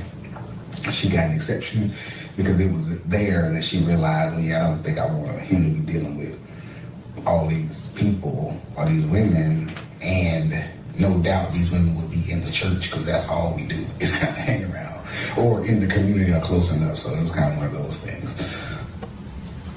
Did you hear? That's all we do. So he was now okay. So this part here is like I said. This is where the wife saying she had no knowledge of this relationship with this broad here and her husband. Mm-hmm. She didn't want to participate in no threesomes, but here he is because they're asking her questions, and then they playing the video. The questions that they asking her. Did she have knowledge of the threesome? Did she have knowledge of this? Did she have knowledge of the relationship? And then he is saying in these videos, and they all different. Notice that they all different, and they are all turning around and telling a different story than what she's saying. Like I said, he on one hand is walking you down, telling you, yeah, I talked to my wife about it and this and that, and she was like, you know what? This all we do in this church. You understand? Is be around these people.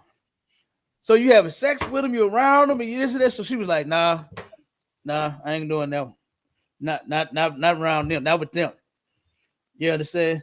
So when he turned around and came across this broad, now, hey, it was all, hey, no holds barred. You know what I mean? It was all go. All right. So let me see the next part. Let me see. Because I think he's about to say something on this part. Let me see.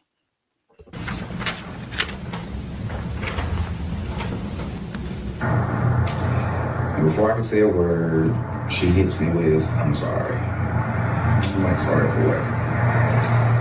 So then she goes into the whole, I apologize for breaching your trust, breaching your confidence by telling my boss, my former boss before, about the situation. Her reasoning was that she felt like if, like you all said. Okay, let me stop it right here. Skip to the next part. So basically, all of these videos that he had go contrary to what this wife claimed that she knew. So she absolutely knew, and he asked her, and they're going to get to it. They're going to get to what he claimed he wanted to be in. All right. He came up with some new shit. All right. Uh-oh.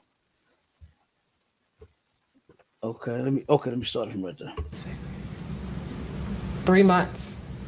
Was that a different trip than the birthday trip that he took where he had the threesome? Yes, that was a different trip. Okay. Did the threesome birthday trip happen while y'all were together or before? It happened while we were together. Did you know that he was going to do that? The threesome trip in Cuba? No, when he went and paid for the threesome. Oh, that was well before I knew him. Okay. So they talking about the threesome thing now.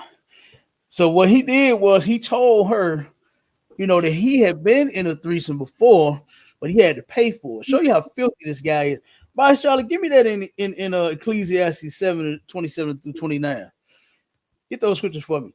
So basically, what she asking her about now is the threesome that he ended up taking a trip to go have a threesome while they was together.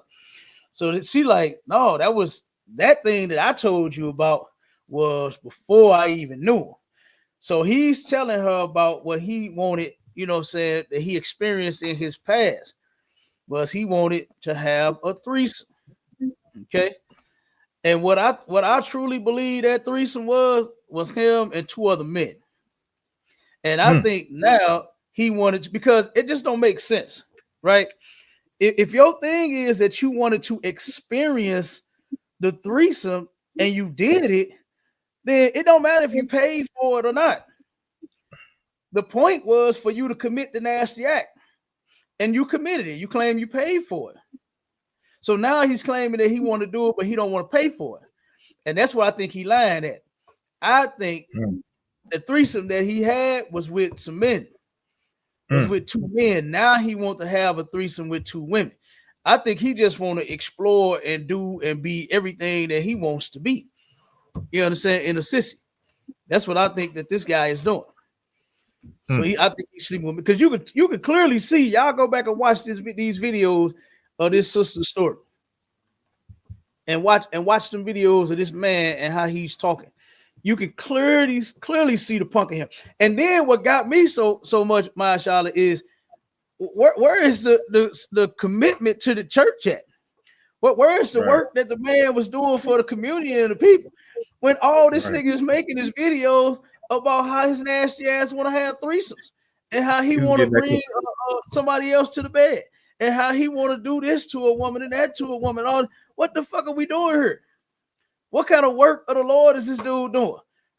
How dedicated to his church and to his members and to his people was when all the nigga is making his lives about the nasty sex that he wants to have. Come on, man. You want to say something, Mark? Yeah, I said, he was getting that community booty. That's what he was doing. That's what he was too busy in the community doing that. Absolutely. Absolutely, y'all. So let's keep going. At any point, did you watch him and Tabitha have sex? No. Was Tabitha ever invited to watch you and Brodus have sex? No. Were you comfortable with the concept of a watcher? No. Was Brodus persistent about a watcher? Very much so. Explain that for me. Everywhere we went, he would even text me and say, "Hey, you need to find us a watcher. Find us a watcher." And so I got to the point I was like, if I can find somebody, hopefully I can get him to stop. So Okay, let me help you sisters out. For you sisters out there in the world, right? Unless you are like her, which you actually might not be totally comfortable with this nasty shit, but you're willing to do it. You understand? That right there kills the whole thing. You can't turn around and be willing to do something that you claim you're uncomfortable with. If you're not willing to do it, don't fucking do it just to please your man. For all you sisters that's married to men in the world out there, if your man come to you and tell you, what they say, Mashallah, I want to spice things up a bit. They want to spice up the relationship. You better tell that nigga no. Right. And you better not do it. You better not do it. You're going to turn around and get some demons that you may not be able to control. You're going to end up being like this sister. You be out of your goddamn mind. You understand? So for you sisters that's out there married to the men in the world, and they come telling you that they got some what they call them, fantasies and fetishes and shit that they want to fulfill, I'm telling you, you better not do it. You better not do it. Because this is going to be your outcome too. And vice versa. For you brothers that's willing to do whatever to make your woman happy, you better not do it either. You're sick and disgusting. That's what you are. Go ahead, Masha. And the sister's so messed up. You know what I'm saying? He's telling her, find us a watcher. Like, yeah, I ain't talking about no woman, a man. Like, that's some P. Diddy stuff right there. You know what I'm saying? You want a man to sit back and watch what that don't. Yeah, these pastors are super freaky, hiding behind the Bible. They are. Hey, this some Epstein file shit, Masha. This some Epstein files right here, man. And this is from your local files. Yeah, P. Diddy files. Yeah. This is from your local pastor, man. That everybody loves. The pastor, he's so nice and he's so this and he dressed in his suits and he got a nice car, got a nice house, and pastor this and pastor that. And look at what the pastor is waiting to do to you. Turn you into a freak nasty bitch. That's what he's ready to do. You understand? That's what he's ready to do. And then guess what you willing to do in return? You willing to fulfill his nasty goddamn desires. Read that Ecclesiastes side.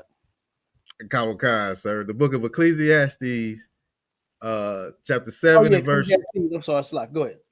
I got you out of line. Ecclesiastes chapter 7 and verse 27. Behold, this have I found, saith the preacher, counting one by one, to find out the account. So what Solomon was doing was he was what they call it, a census, right?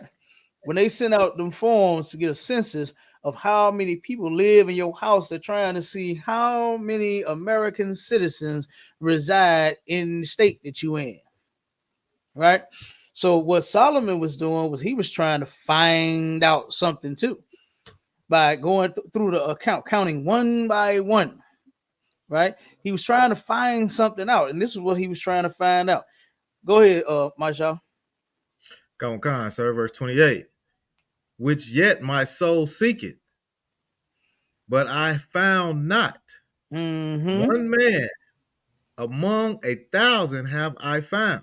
So what Solomon was trying to find was a righteous man.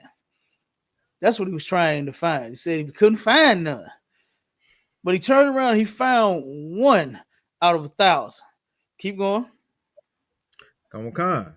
But a woman among all those have I not found. Listen, sisters. You better work extra hard to change that. To where he took that same 1,000, or you Shaquitas and you Tashas and you Ericas and you Starkeishas, right? And guess what? He couldn't find one. He could not find none. And guess what? This broad right here, this broad that we listening to, she's one of the ones that he found not. The wife that wasn't involved in the crime, but she was involved in the nastiness, couldn't find not. She's one of the ones that he couldn't find, that he found not. You understand? This matter of fact, she's gonna tell who this friend of hers that she called, that she knew was nasty, just like her. She's one that he couldn't find not. So you sisters better work extra hard, boy, to get y'all shit together. When you come into ISUPK, take the time to cleanse yourself of the world, man. That shit is important. That is extremely important. You might think you feel good. You might think you got it all together. You might think you strong enough. But guess what? Like the scriptures say, them demons is coming in full force. They coming back. And they coming stronger and mightier than the first.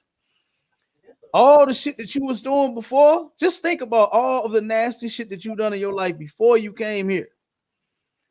Before you came into the ISUPK. Look back on it and say, you know what? Let me let that shit stay back there. Let me let it all stay back there and do your absolute best. Get counsel, call us. You understand? So you won't end up like this sister right here, to where you won't turn around and be to let your demons overtake you. You turn around and you can come in here and these brothers will fight with you so that you won't be overcome. To where you won't see in the Christian church, they have no place to go. They have nobody. The wife told the husband, man, this all we do in the church. This all we do is sleep around with everybody. Said, no, I ain't trying to do this. Not in that place.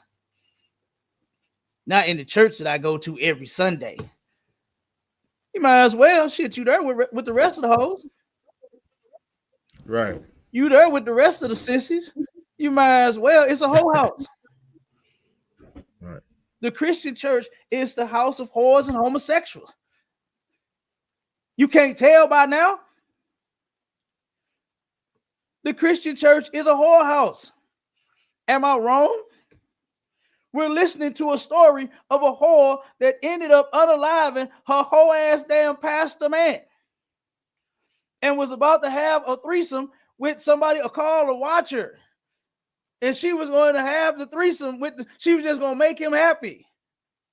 Am I lying, my Shala? Is the Black Christian church not a nasty whole house? It's worse than a goddamn strip club. At least them hoes know that they shouldn't be doing what they doing.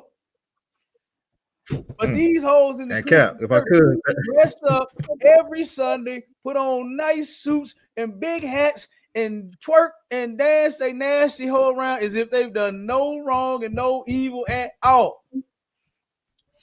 Go ahead, my shop.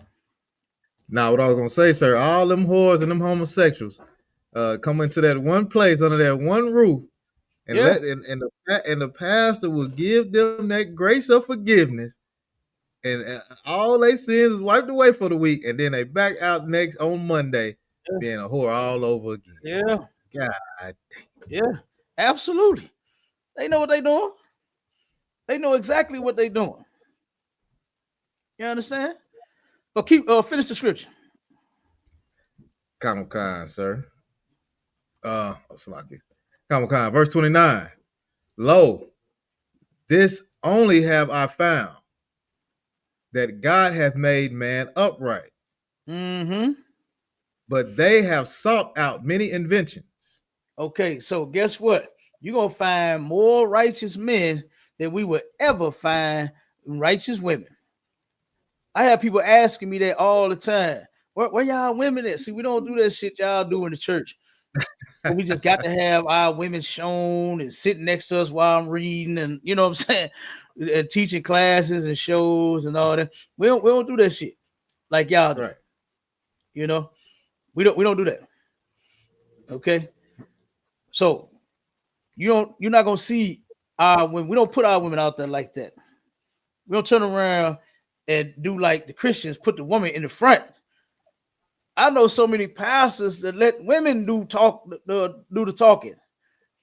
Let the women do the leading. And here you supposed to be the leader. Why ain't you doing it? The pastors are letting the women do it. It's because they chumps, they soft, and they're not men of God. This job, according to the Bible, was made for me, a man. You understand?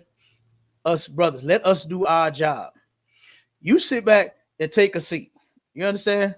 What they say, Mashallah, they resting and basking in their femininity, basking your motherfucking femininity, and let me be as masculine and as hard and as gangster and as loud and fucking I can be. Let me do my job.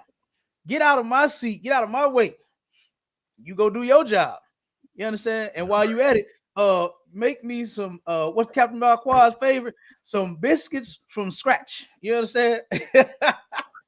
Make me some homemade biscuits from scratch, goddammit, while you basking in that femininity. All right? Right. Make me some good old fried chicken. Everybody know Cap loves some fried chicken. You hear me? Damn right. If you want me, serve me some fried chicken, boy, with some of that Andy seasoning on it. You understand? And you got me. All right. Yeah. So yeah, let us do our job. This is for men. Take for no woman. Okay. But they have sought out many inventions. This is why he only found one out of those 1,000. This pastor, he sought out some inventions, and this is what ended him.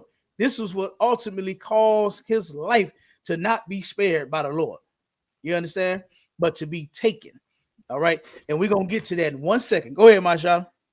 Now I'm gonna say, Cat, what you say? Don't burn all that sage trying to get them demons out the house. Bring it on that chicken.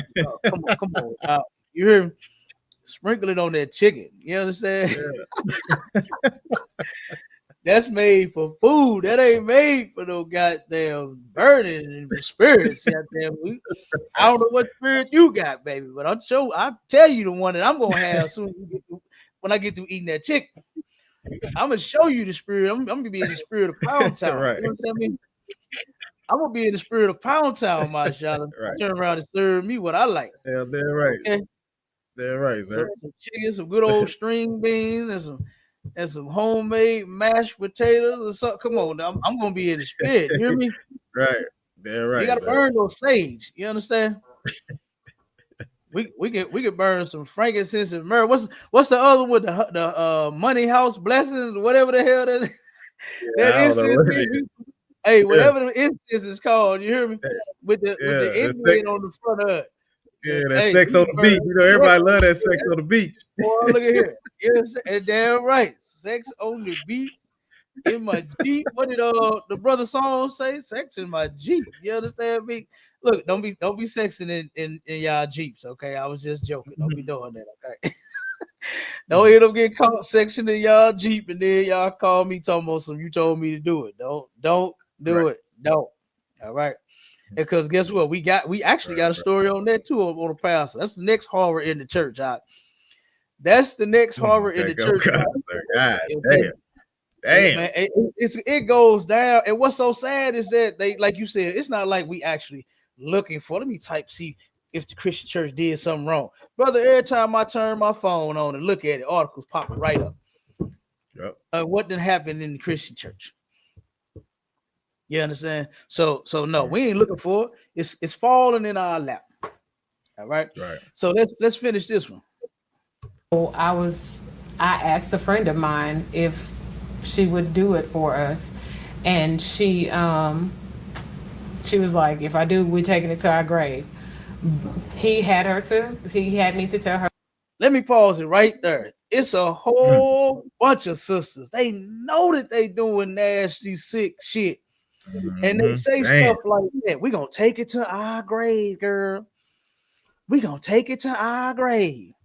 How about not being nasty? How about that? How about not being filthy and disgusting to where you got to take anything in your grave? Guess what? I ain't taking nothing to my grave but the goddamn ISUPK t-shirt and the damn fringes on the side of my pants and my garment that they gonna bury me in. That's it. And my crown. I got to get put in there with the crown on. Goddamn right. Crown. You understand me? Goddamn I right. love my crown. You hear me? Put all my shit on me. Goddamn it, my goddamn rings with the shield of David on it, my wristbands, everything with the shield of David on. Put it in there. You understand? Close the goddamn box and bury me with that. I ain't got no nasty ass secrets. I don't do gay shit and nasty shit and sick shit and adultery, and I don't do none of that. So I don't have anything to take to my grave other than what I just told you. That's what they're gonna put me in. That's what they're gonna put on me. That's what I'm taking to my grave. Is that, you know what else I'm going with my grave with? A clear goddamn conscience. Something that you Christians just will never know about. All the filth that you got to keep hiding and you're killing yourself inside. Then you end up doing like her and you unalive somebody else. All because of what you going through, what you done did and what you done been through and all the shit that you turn around and you just can't hide no more. And you just can't keep it. You can't control yourself and all that. You're going to turn around and do like this, sister, and unalive somebody unnecessarily. When there is a way, guess what? You can turn around and live a clean life. You can live a clean life and have a clean conscience, just like me. Just like me. I got a clear conscience. I ain't turning around and doing nothing sick, nothing nasty, nothing wrong, nothing evil, nothing wicked. Ain't doing none of that. None of that. So like I said, you ain't got to turn around and tell nobody. I've never had a conversation with any of my brothers talking about, hey, we're gonna take this one to our grave. We're gonna take this to our grave. You understand? Me and my Shale ain't never had such conversations like that. It's always been about the work and us being brothers and us actually serving the Most High. We ain't got no secrets. Hey man, hey my shot. Don't tell Cap, man. We going to our graves with this. Don't tell General Hyman, man. We going to our grave with this. We don't do that shit here. We don't do what you do in the Christian church. We don't do that. But you got to hide all your secrets. You understand? Well, guess what? We have learned to not have none. Got no goddamn secrets. You ain't nothing secretly coming out about me. Go ahead. So like if I could, Cap. Cap, that's a heavy thing, right? And I want to say the water to you, you know what I'm saying? And you know, Commander YAHANNA and hold down his truth is to have men above us to know that nasty shit that no, man. You know what I'm saying? Yeah. That's crazy because you grow up in the house and what the people in your house always say? What happened in this house? Stay in this house. Yeah. You know what I'm saying? God.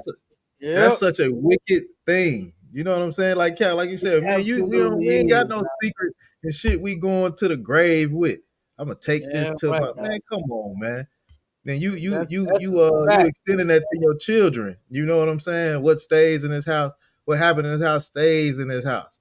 You know what I'm saying? And they end up growing up being some nasty, filthy individuals that's living with demons and oh man, if some of the stuff, if some of them bones fall out of that closet, a lot of y'all gonna unalive yourself, sir. You know what I'm saying? It's a lot.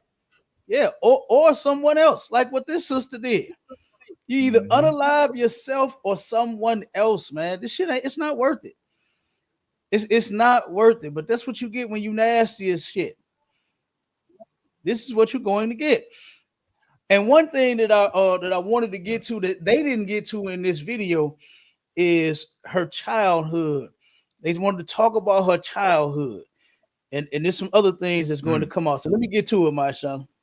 Her to download Confide, and we were able to dialogue three-way, and the things that he was asking her to do, she just backed out.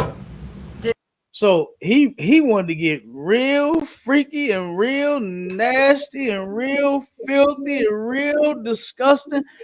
I could imagine that he was kind of like Gorilla Hebrew. He wanted a strap on and he wanted dildos up his ass. He wanted his butt licked by the freak, and you know what I'm saying, all kind of nasty, filthy, disgusting shit. And she said, "Oh no, y'all, nah, y'all a little too much for me. I ain't doing all that." So she ended up backing out. You understand? She backed out of this shit out and said, "Nope, I ain't doing that one." So let me skip to this 1 second. Oh shit, man. Nope. Hold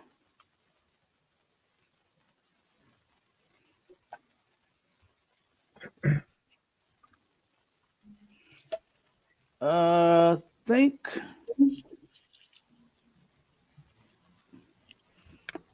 Wait a minute. As you can tell, Oh, I damn. was not created by GoDaddy.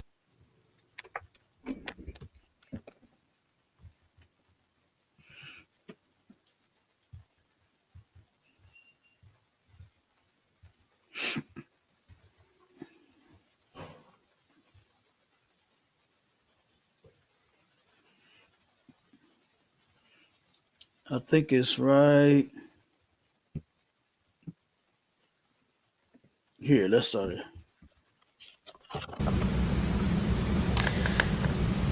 As I was performing oral sex on him, No, this he ain't. began to thrust. Wait a minute. Yes, it is. This is it right here. I'm not going to do this treatment. Like, it's no. I went to the lounge. I still had some gifts to give him, and he was coming out. And Right here, she was explaining how things started going south and how it all started going sour. Right, to once having a wonderful relationship. They actually met when she was married to someone else. She turned around and this is her second marriage. Right. was The sister. Oh, I'm sorry. The sister has some mental issues. They're gonna get to that. Um, she turned around in her first marriage. When it ended, she claimed her first husband was asking her to do some things that she did not want to do. That she ended up doing anyway, as we can see, she was willing to do. Right. So the first husband was like, "Well, you know what? I ain't the one for you then." So he ended up getting rid of her, threw her away, and that's how Christians do. That's how Christians do. She was okay. So let me go back just a little bit. Let me go back just a little bit. When they asked her about her childhood, she was raised by a pastor, right? And they didn't say it on this video, but I'm sure when you dig into this sister's childhood, she'd have been molested probably by their stepfather and probably by some family members. When it came to her mother, the only thing she had to say was my mom was my mom. She didn't really go into detail about her mom. I'm pretty sure she was horrible. She was a horrible Christian bitch too, right? So this young lady, as a child, I'm sure she grew up in a horrible setting. A lot of our children do, with old nasty, perverted stepfathers and uncles and cousins and evil and abusive mothers and all kinds of mess, man. All kinds of mess. And we bring them stories out too. We do the horror in the hood stories. It's like the horror in the church, because our goal in the ISUPK under Commander Junior YAHANNA is to fix all of this shit, not just some of it that's affecting me or just my family or my friends or the people I know, but all of the people in our community, all of every single Black, Hispanic, and Native Indian. That's the goal. That's the goal, so that the Black community could be great again. Fuck making America great. America been great and it's still gonna be great, all on its own. What we need to be making great is Black, Hispanic, and Native Indian people. That's what we need to be making great again. Not America, not this country, right? So, of course, her childhood, I guess I'm sure all of this plays a part in it. So when it goes to her husband, her first husband, she turned around and tried to commit suicide. When it comes to her second husband, she didn't feel love in that relationship. It was abusive and this and that and all that. The dude did not care. He didn't give a damn about her and all this. So she was having problems. She actually is a damn, I forgot her title. She is a therapist. She is a therapist to where you need help, you're having problems in life and can't figure it out. You turn around and you go to her to get help when she need help her goddamn self. So she turned around and was like, you know what I need? I need more spiritual help than I do, therapy from my job. So she did not go to her job. She didn't go to her coworker. She didn't go to her boss to get no help. She sought someone in the church. So she ran into this nasty, right? This brother here, this pastor here. And she turned around and invited him to counsel her. And there go that counseling again, my shop. There go that goddamn counseling. Yeah, oh man, we know what counseling means. We know what counseling means in the world. We know counsel lead to the booty. You hear me? The counsel lead straight to the booty. Straight to the booty. Okay. So guess what? It turned around. Hold on 1 second. All right. Oh, they trying to pop me on the TikTok as usual. Are they trying to get you for counseling? I don't know. Yeah, we know that counseling leads straight to the booty, man. That's what up on there. Wait a minute. I'm still popping them. Yeah, damn. They tried their best to get this. Oh my God, they want us over here.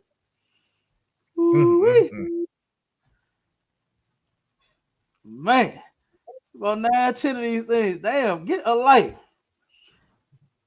And whoever is doing it, man, fuck you. Y'all listen and watch all kind of shit all day long, but because we are against the shit that's actually harming our people, y'all want to sit and flag me all goddamn day. Damn. Yeah, I gotta start going live on TikTok, sir. I gotta start going live. Hey, God, no, that's crazy. I don't know. It's steady going. God damn. Okay, wait a minute. God damn. I ain't finna worry about it. I'm gonna just keep rolling. Shit. Come on, sir. Anyway, so she turned around and where was I at? Okay, so she turned around and seek him for counsel, right? And she pointed out something. She did once with him, and she had him come to her office because she claimed she needed a safe space. So she ended up having the brother come to her office. He did, and she said she noticed something strange about him. And she brought it up the second time because the second time he was not like he was on the first time. So what was strange about him the first time was he had his hands in his pocket. And he just sat there with his hands in his pocket the whole time. The second time he showed up, he got his hands out of his pocket this time. She asked him, she said, why were you sitting the way that you were the first counsel with your hands in your pocket? Right? And he said, oh, I had to control myself. Then turned around, started tongue kissing the sister. Then ended up getting adultery with her right then and there. Knowing she got a husband. Go ahead. Now, so like I said, there go that counseling. That's that counseling. But this time he wasn't worried about controlling himself. Now he wasn't worried about it. Now he was ready. As soon as she asked him that, said he went in, started tongue kissing. What she called kissed her very passionately, and there it was. It started from there. There started this life of this downhill spiral, fall, tumble, crumble, snowball effect, all of that. That's where it started at. You already got a man. You ain't even happy in the shit that you in now. And you go to one of these so-called spiritual leaders for counsel, and you end up getting fucked. Literally. I'm telling you where you should go if you need counsel. If your life is a mess and you want it fixed, you better come to the men in the ISUPK under Commander General YAHANNA, or you will get fucked. I'm telling you. I'm promising you this. It happened. Go back and watch the video. That's exactly what happened to her. Let me keep going so we can get to the last little bit. We laughed it off, and then as we begin to engage in. So now she's describing a time to where she claimed she was going to break up with him because of how he was treating her. So she met up with him at the hotel, told him, you know, I actually came to break up with you. But what he did was he ended up saying, give me a kiss, give me a hug.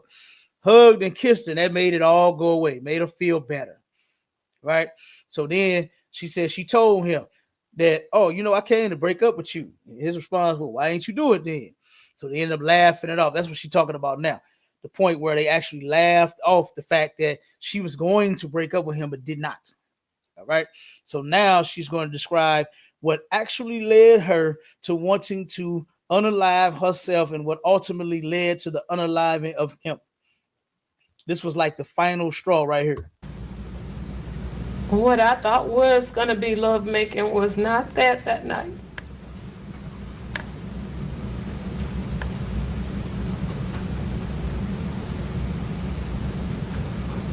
Can you tell me what happened?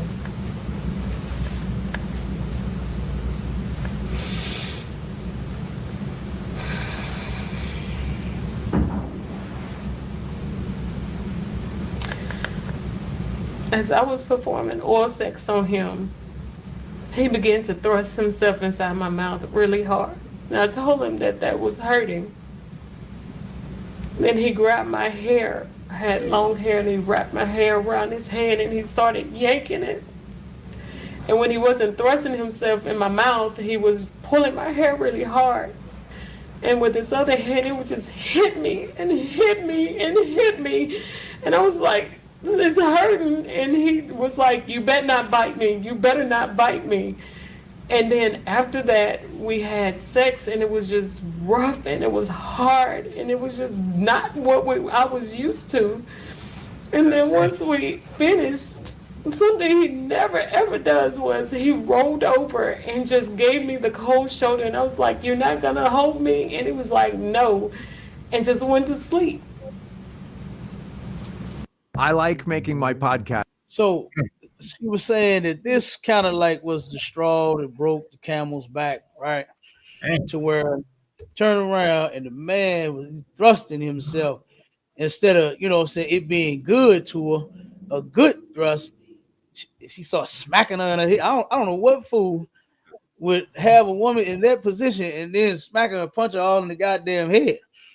And then say, you better not bite me. You might get bit, dummy. And here's the thing, right?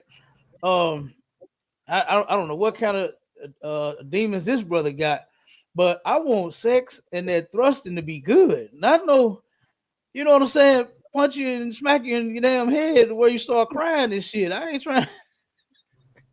Like, I mean, the women like getting beat up, but they don't like getting beat up, if you understand what I'm talking about. Right. You understand? Salakia. They love getting beat up, but they don't like getting beat up, brother. You understand? And if any man have to abuse a woman to get some sex out of it, something wrong with you. You need to evaluate yourself. It all makes sense now, Cap. Wrong with you if you can't. If this your one, he was already with her, and like I'm telling you, I believe ultimately he don't like women. He was playing this off. If you go back and watch this video, he admits to wanting to be single. He said he didn't know what being single was. Right. So he wanted to be in what they called a non-ethical monogamous relationship. That's what he called it. That's the invention that he sought out. That's where Solomon turned around and was looking for 1,000 men and only found one. And that those men had sought out many inventions, even though God gave us his laws and his plan and his intention was, and he made us to be upright. Us, how we be upright is by us obeying the Lord, not doing like what this nasty guy did, is looking for watchers. This nigga had his woman looking for watchers. Huh? He wanted to participate in a threesome. He want his women to get in the bed with each other. All of that is sick. All of that is against the Most High. And guess what? He was entertaining it. He wanted it, and she entertained it as well. Both her and his wife. Okay. So now she's describing, like I said, she was going into how everything just started going downhill. How the man wasn't taking her on trips and wasn't really, seeing her as much and wasn't calling her. So she said, you know what? I'm going to break up with this dude. But she turned around and said, you know what? This ain't good enough. This is not good enough. Okay. So this is when she developed the plan to, she actually tried on this time right here. You're going to hear it. Let me play it. This happened to me. She's wondering, why does this always happen to me? You are evil and you don't even realize it. You're not a victim. She's no victim. Okay. Whatever she was getting, she deserved it. The Lord is going to make sure that you don't live a happy life when you don't obey him. It's just not going to happen. What they say, Marsha, live your best life. You are not going to live your best life disobeying the Lord. It's in the Bible. This sister was successful. She had a nice job, nice house, nice car, had a little change on her. She had it going on. She's a beautiful sister, right? But guess what? She wasn't right either. Same filthy shit that she's describing about him. Guess what? It goes for her too. It goes for her too. Because you was with a man and you were sleeping with another man. You started sleeping with another man, claiming that this other man was giving you everything that you wasn't getting from the other man. Even when it came to sex, they like, damn, you wasn't getting no affection at home? Nope. He wasn't talking to me nice and this and that. What about sex? Well, not like that. You get no excuse to be a whore. You understand? The Lord commanded us. It's in the Bible. He commanded for our women not to be whores and for our men not to be sissies, not to be homosexuals. And it's in Deuteronomy 23:17. It says, there shall be no whore of the daughters of Israel. Every Black, Hispanic, and Native Indian woman, you are not supposed to be a whore of any sort, whether it's sleeping with other women, cheating on your man, or being single and having wants and needs and doing what you want, going and getting your wants and needs met, and then going back home single. It don't matter how you play it. The Lord said, none of you, no Black woman is supposed to be a whore. No Hispanic and Native Indian woman is supposed to be a whore at all. Give a damn what your excuse is. And then it says, nor a sodomite of the sons of Israel. So you are not supposed to be a homosexual man or being a whoremonger, putting women away, sleeping with them, getting all of that good vagina and then doing them like this. Well, I want to watch her. You are sick too. And we are not supposed to partake in any of this type of evil nastiness at all. But she was willing to. And look at what happened. Because she didn't turn around and fight them demons, she gave in. And here's the thing. You never know where her shit is going to take you. You have to do your best to turn around and fight them demons. You got to fight them thoughts in your head. And you ain't going to do it in no church. Oh, no, it's nothing but horror coming in that church. You are not going to be successful. You're going to lose trying to fight demons outside of this organization. This is the only place where you'll learn to battle them goddamn things and you will win. You understand? We're not losers in here. We're winners in here. We don't lose to demons. You did that in the world. You were molested as a child and then you became promiscuous. You understand? Whether it was a boy or a girl. You had a poor life and you became a criminal trying to, take care of yourself or whatever it was. You saw a chance to make some money selling drugs and you wanted to ball till you fall. You wanted to be rich beyond, belief or whatever the hell it was. So you failed in the world. Now, if you actually want to get it right, then you come in here, man. You come in here and you learn. You learn. And if you have issues, seek counsel. This woman wasn't seeking no counsel. She was seeking a lover. That's what she wanted. That's what she wanted. A lot of sisters end up doing just what she did.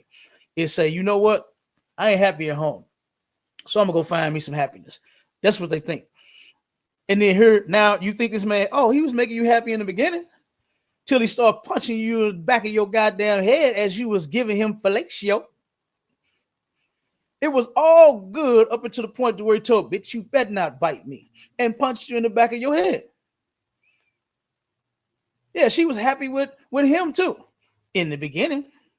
That's how it always happened. In the beginning, you happy.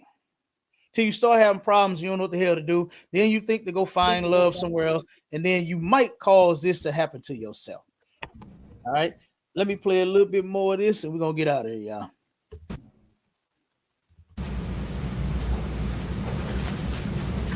Did you decide anything when you were in that emotional state?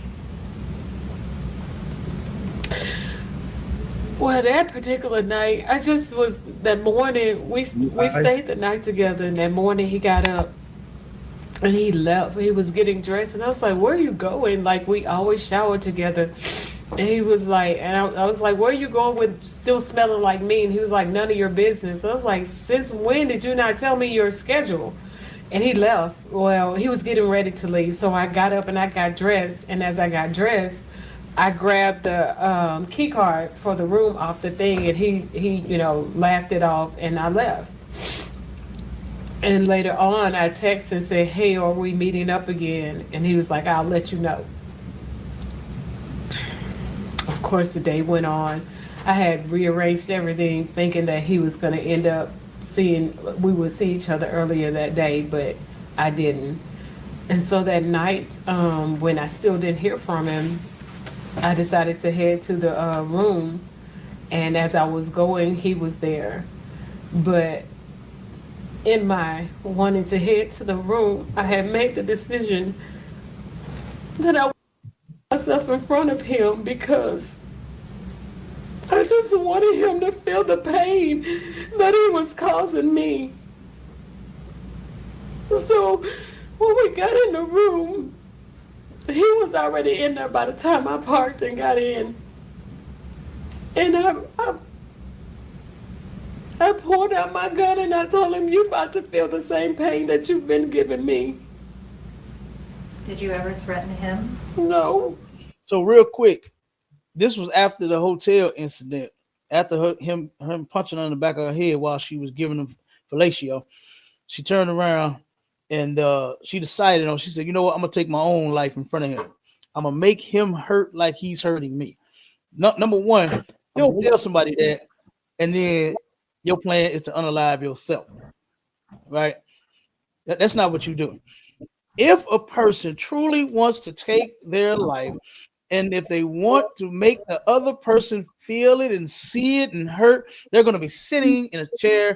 They're going to be standing in the doorway. They're going to be waiting for that person to come home, and then they're just going to do it. They're going to do it. Her intentions, I do not believe that it was to hurt herself. I believe her intentions was the outcome of this situation, was to hurt him. You understand? That's what I believe her intentions was all along. All right. So let me see.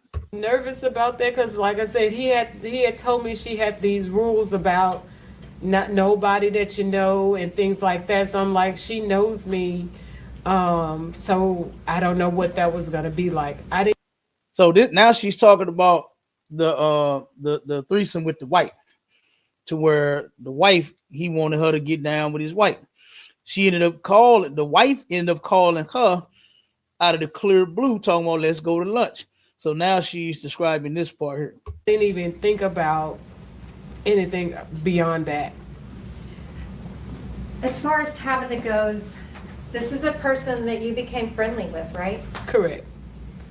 How did you? So they started hanging together because what he told her was, y'all are going to be sister wives. That's what the dude told her, right? Is what he told her. So they started hanging out, getting friendly, getting acquainted with one another. And this is something else that we don't do in the Israelite School of Universal and Practical Knowledge. And we don't do the goddamn sister wives mess to where you end up doing shit like this here, getting with each other, having sex with one another, and being nasty with each other. That's not what having multiple wives is about. Having multiple wives is that man being with those women individually, not welcoming everybody into a big, gigantic Michael Jackson bed and all of you and your wives, y'all sleep and lay down and get down with each other. That's not how that works. That is absolutely not how that works. So a lot of people get the wrong idea when they hear us say that a man can have multiple wives. It's not unlawful. They immediately go to nastiness such as this. When we don't do this in the ISUPK, it's not how we get down. It's against the laws of God for a woman to touch another woman in any type of fashion for any doggone reason, other than her helping the sister get up off the ground or something because she fell. So she has to grab her arm and her hand to help pick her up. Something of that nature. Or she just gave her a hug. Hey, sis, how you doing? So that we had one of our cookouts or something. They greet each other and they give each other a hug and say, hey, shalom. And that's it. Other than that, no. We don't do that in the ISUPK. It's not allowed here. But they do. You know where they do it at? Oh, they do it in that church. Yes, Lord. Hallelujah. Thank you, Jesus. That's where they do it at, in the Christian church. And here it is. This man, this pastor, has more videos of him and his filth and his nastiness than he does of him doing any work of the Lord, doing anything for the people, preaching any sermons. He got more of this nasty shit that he put out there. I don't even see how the people missed it. I don't see how the members did not see this. It was out there. How could you miss it? This is insane. Balance that with having an affair with her husband. It was very hard. She, like, we started off, she had approached me to invite me to lunch. It came out of nowhere, and I didn't know like what was really going on, because by this time Brodus had been talking about us being sister wives. And so when she asked me, I was a little confused, because I'm like, okay, has he talked to her about it? But she never said anything about our relationship. Even when we began to play tennis, it was her who initiated it. So it was uncomfortable for me, but we were friendly. And it was hard, but I still did it because I wasn't going to tell her, because I love Brodus.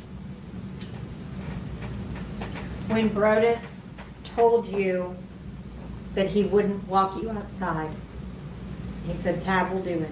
How did that make you feel? Rejected. Unworthy. Excuse me, sir, how old?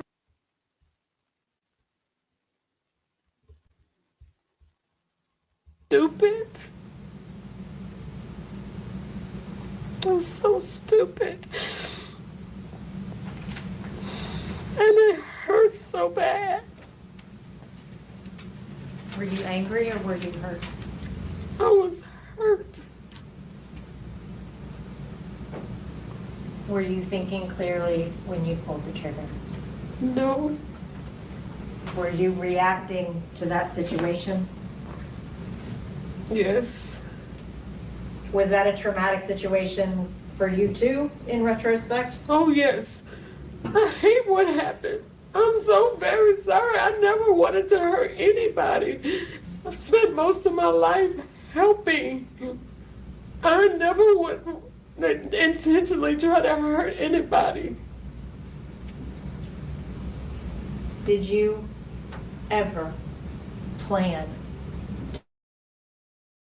Never. When you drove to Memphis, were you driving to Memphis to kill Brodus Perry? No. Why did you drive to Memphis? I drove because I just wanted to see him. Why? I wanted him to explain why he did that. Did you hope he would say, we can be together? Yes. Did he give you that hope when you went to the apartment? He did. Did he yank that hope away? He did. As he often did. Did you break in that moment? I shattered. Did you ever intend to hurt Tabitha? No.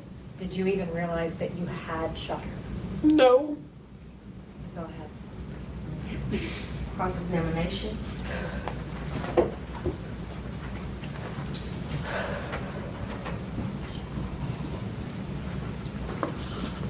So, in conclusion, right? And let me get another scripture. I got a couple scriptures that I want to turn around and read real quick. Hold on. Because this was terrible. The sister ended up she was found guilty of all, I think, except for maybe one charge. And she is going to spend a long time in prison. All right, absolute waste of a sister. She could have been something beautiful. She could have been something successful. She could have what they say she had a whole life ahead of her. She had a whole life ahead of her. You understand? But she blew it and threw it away all on this nasty ass, these thoughts of her own. You understand? These thoughts of this nastiness with this pastor. She threw it all away because of that. You understand? She threw that shit away. All right. So, like I said, let me read these couple of scriptures. Let me get them over here real quick. All right. Now, first in Exodus 20 and 13, it says, "Thou shalt not kill." Now, the Hebrew word is actually murder. Okay. That word is murder. You're not supposed to unalive people for just because now killing, there's a time and a place for all things, right? And kill being one of them, right? When you turn around and you unalive someone, murder someone, that's a senseless thing that you've done, right? Say, like, for instance, someone owe you some money for some drugs. You can't claim self-defense, or you know what I'm saying, you was mad because he ran off with your pack and didn't pay you or whatever. You have no defense in that.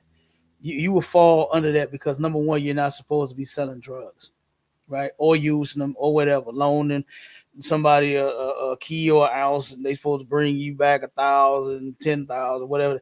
You're not supposed to be doing any of that. All right. So that's not an excuse. Okay. And what this sister did was not an excuse, even though he was a nasty bastard, right?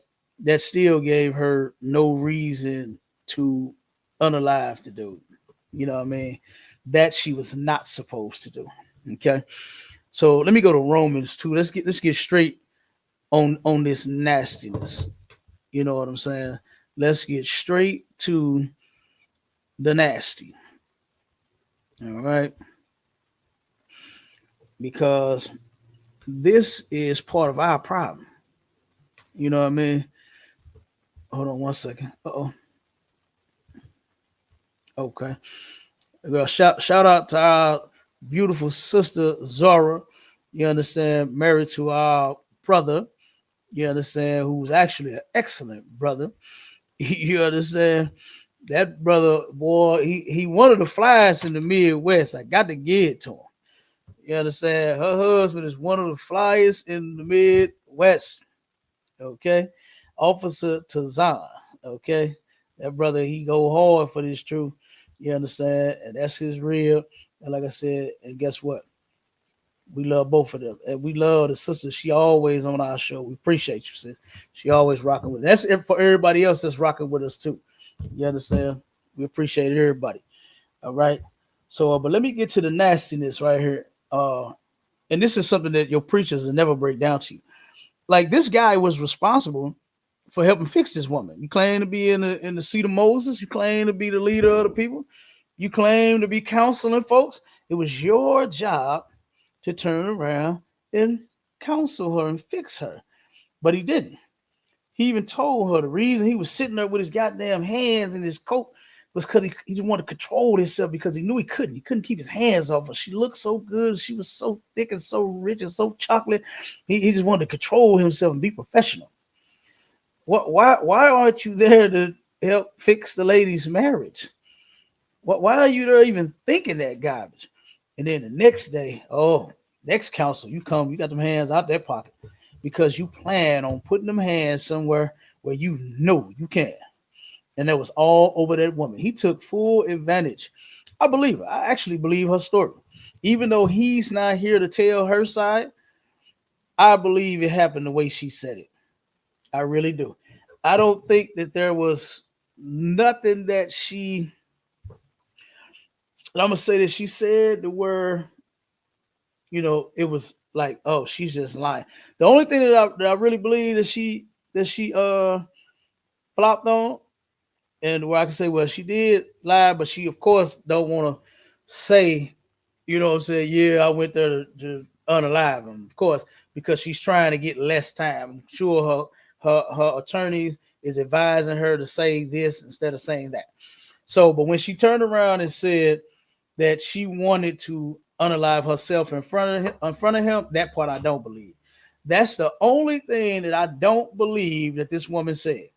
Everything else is absolutely believable. I believe this woman's entire story, from even the thrusting in her mouth, the unpleasurable sex, the slapping her upside her head, the why you ain't telling me your schedule, to he asked me to get a watcher. I didn't want to do it, but I was gonna do it anyway to make him happy. I believe everything this sister said. I believe it. And then guess what? This is what the Bible says. This is what Romans 1:25 says right here. It says, who changed the truth of God into a lie and worship and serve the creature more than the creator, who is blessed forever. Amen. The creature is talking about so-called white man. That's who the creature is, which is the devil the Bible speaks of. That's who you actually worship and you serve. That pastor, that brother definitely served the creature more than the creator, because the creature is the one that gives you the green light, gives you the license in the past to, commit such nastiness and such filth. He does. He tells you, hey, man, it's an alternative lifestyle. Do what you want to do. You know what I mean? That's what the devil would tell you, right? But the Most High, if you serve the Creator said never to partake in such nastiness, never to do such evil things. He never gave us license to sin, as the Bible says. All right. So then it says, for this cause God gave them up unto vile affections. So because you listen to the creature that changed the truth of God and turned it into a lie and said that you can do all things, you can do whatever you want. Nobody can, like for instance, say for instance, if you turn around and you met a woman today, you had sex with her tonight, and then you threw her away the next day. You can do that in this country and nobody can say anything to you. Nobody can say anything to you. They can't arrest you. They can't stone you. They can't do nothing. They can't do nothing to you for you committing sin, right? But the Most High does not give you a pass for that. The Most High expects for us to keep his laws, statutes, and commandments. That's what he expects, right? That's what's required out of us, is to keep all of his laws, okay? So for this cause, by you worshiping the creature rather than the creator, God gave you up to vile affections. And what is vile affection? Wicked and nasty shit. That's what it is. Vile is wicked and nasty affections. The things that you think is okay. Like, for instance, the pastor thought, you know what? I don't have me a threesome. God gave him up to his affections. His affections was the end to him. God damn. All you wanted was two nasty women in the bed with you, but then instead you got several slugs. You got hit with some hot iron. It's not even worth it. It's not even worth it, man. You understand? Then it says, for even their women did change the natural use into that which is against nature. Here you go. You got these Christian men that take their women. I don't know why you would want your woman to get in the bed with anybody other than you. I will never understand that. I got a saying that I say all the time, boy, you better not lay a finger on my butterfinger. Now one of them, I don't give a damn who you is. You better not touch mine. You understand? I don't play that. That's disgusting anyway for a man to want anybody else. I don't care if it's another man, I don't care if it's a woman, to turn around and touch your woman. That's crazy. And I would never turn around and ask my woman to do such a thing. I would never engage in such a filthy and disgusting act. You know what I mean? Because it's terrible. It's absolutely terrible. It's a sin. God hates it. And the thing that you are going to do to this woman because of her nastiness, you're gonna be like the sister the story was about, Latasha Daniels. She's gonna say, "We taking this to our grave." When guess what? Like I said, just don't have no secrets. Don't have no secrets to take to your grave. But that they're not trying to do. All right. So then these women did what's against nature, and what's against nature is for a woman to be with a man, right? That's doing. I'm sorry. That's what you was intended for. When it comes to sex, your body was made for a man, not for a woman. All right, not for you to engage, and not for another man to have if you got one. If you got a man, your body was made. That's his. That's his body. It belongs to him, and you are not to give that to anyone else. All right. So then it says, and likewise also the men, leaving the natural use of the woman, burn in their lust one toward another. Men with men working that which is unseemly, and receiving in themselves that recompense of their error which was meet.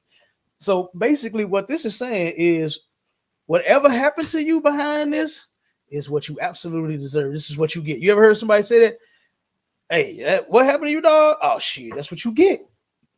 That's what you get. That's basically what that means when it says the recompense, right, of their error, which was meet. The recompense is the repayment for an act, right? That's what that is.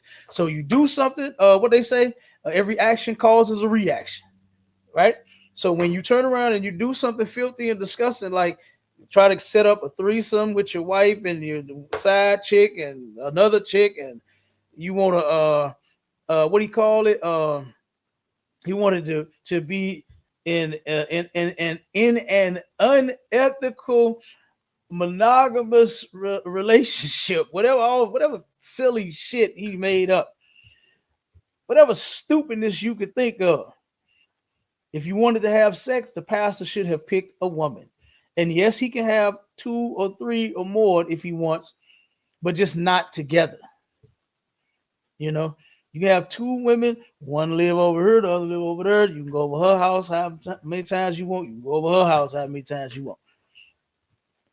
But not trying to bring them together. That's unlawful. Okay. So then let me see. Let me get this last couple of scriptures and then we're gonna get out of here. All right. So something else that the sister that I didn't get the chance to play was the sister admitted to having depression and suicidal ideation, right? And of course, you know what depression is. She's sad, and, you know what I'm saying, really don't feel any worth and this and that. She's always down, stuff like that, right? She has suffered from that from her childhood, from her trauma that happened to her as a child. I'm sure she turned around and went through some horrible things as a kid. You could tell it was her, wasn't it? She didn't absolutely say it on this video, but I know it's there. It all started when she was a kid. Then when she grew up, got into these relationships, started getting her heart broke, it spiraled down from there, started getting even worse from there. Okay. Snowball effect. As a child, the ball was rolling, and then when she became an adult, it got bigger and bigger and bigger and bigger and bigger. Okay. So let me get the other scripture. As suicidal ideation is when you not necessarily mean that you want to kill yourself or unalive yourself, but it's that you have that you're preoccupied with death like all the time. You got death on your mind. It could be yourself or it could be someone else. And in her suicidal ideation, I could believe it may have came across her mind when the brother was making her feel so bad. You understand? To where she did maybe want to unalive herself.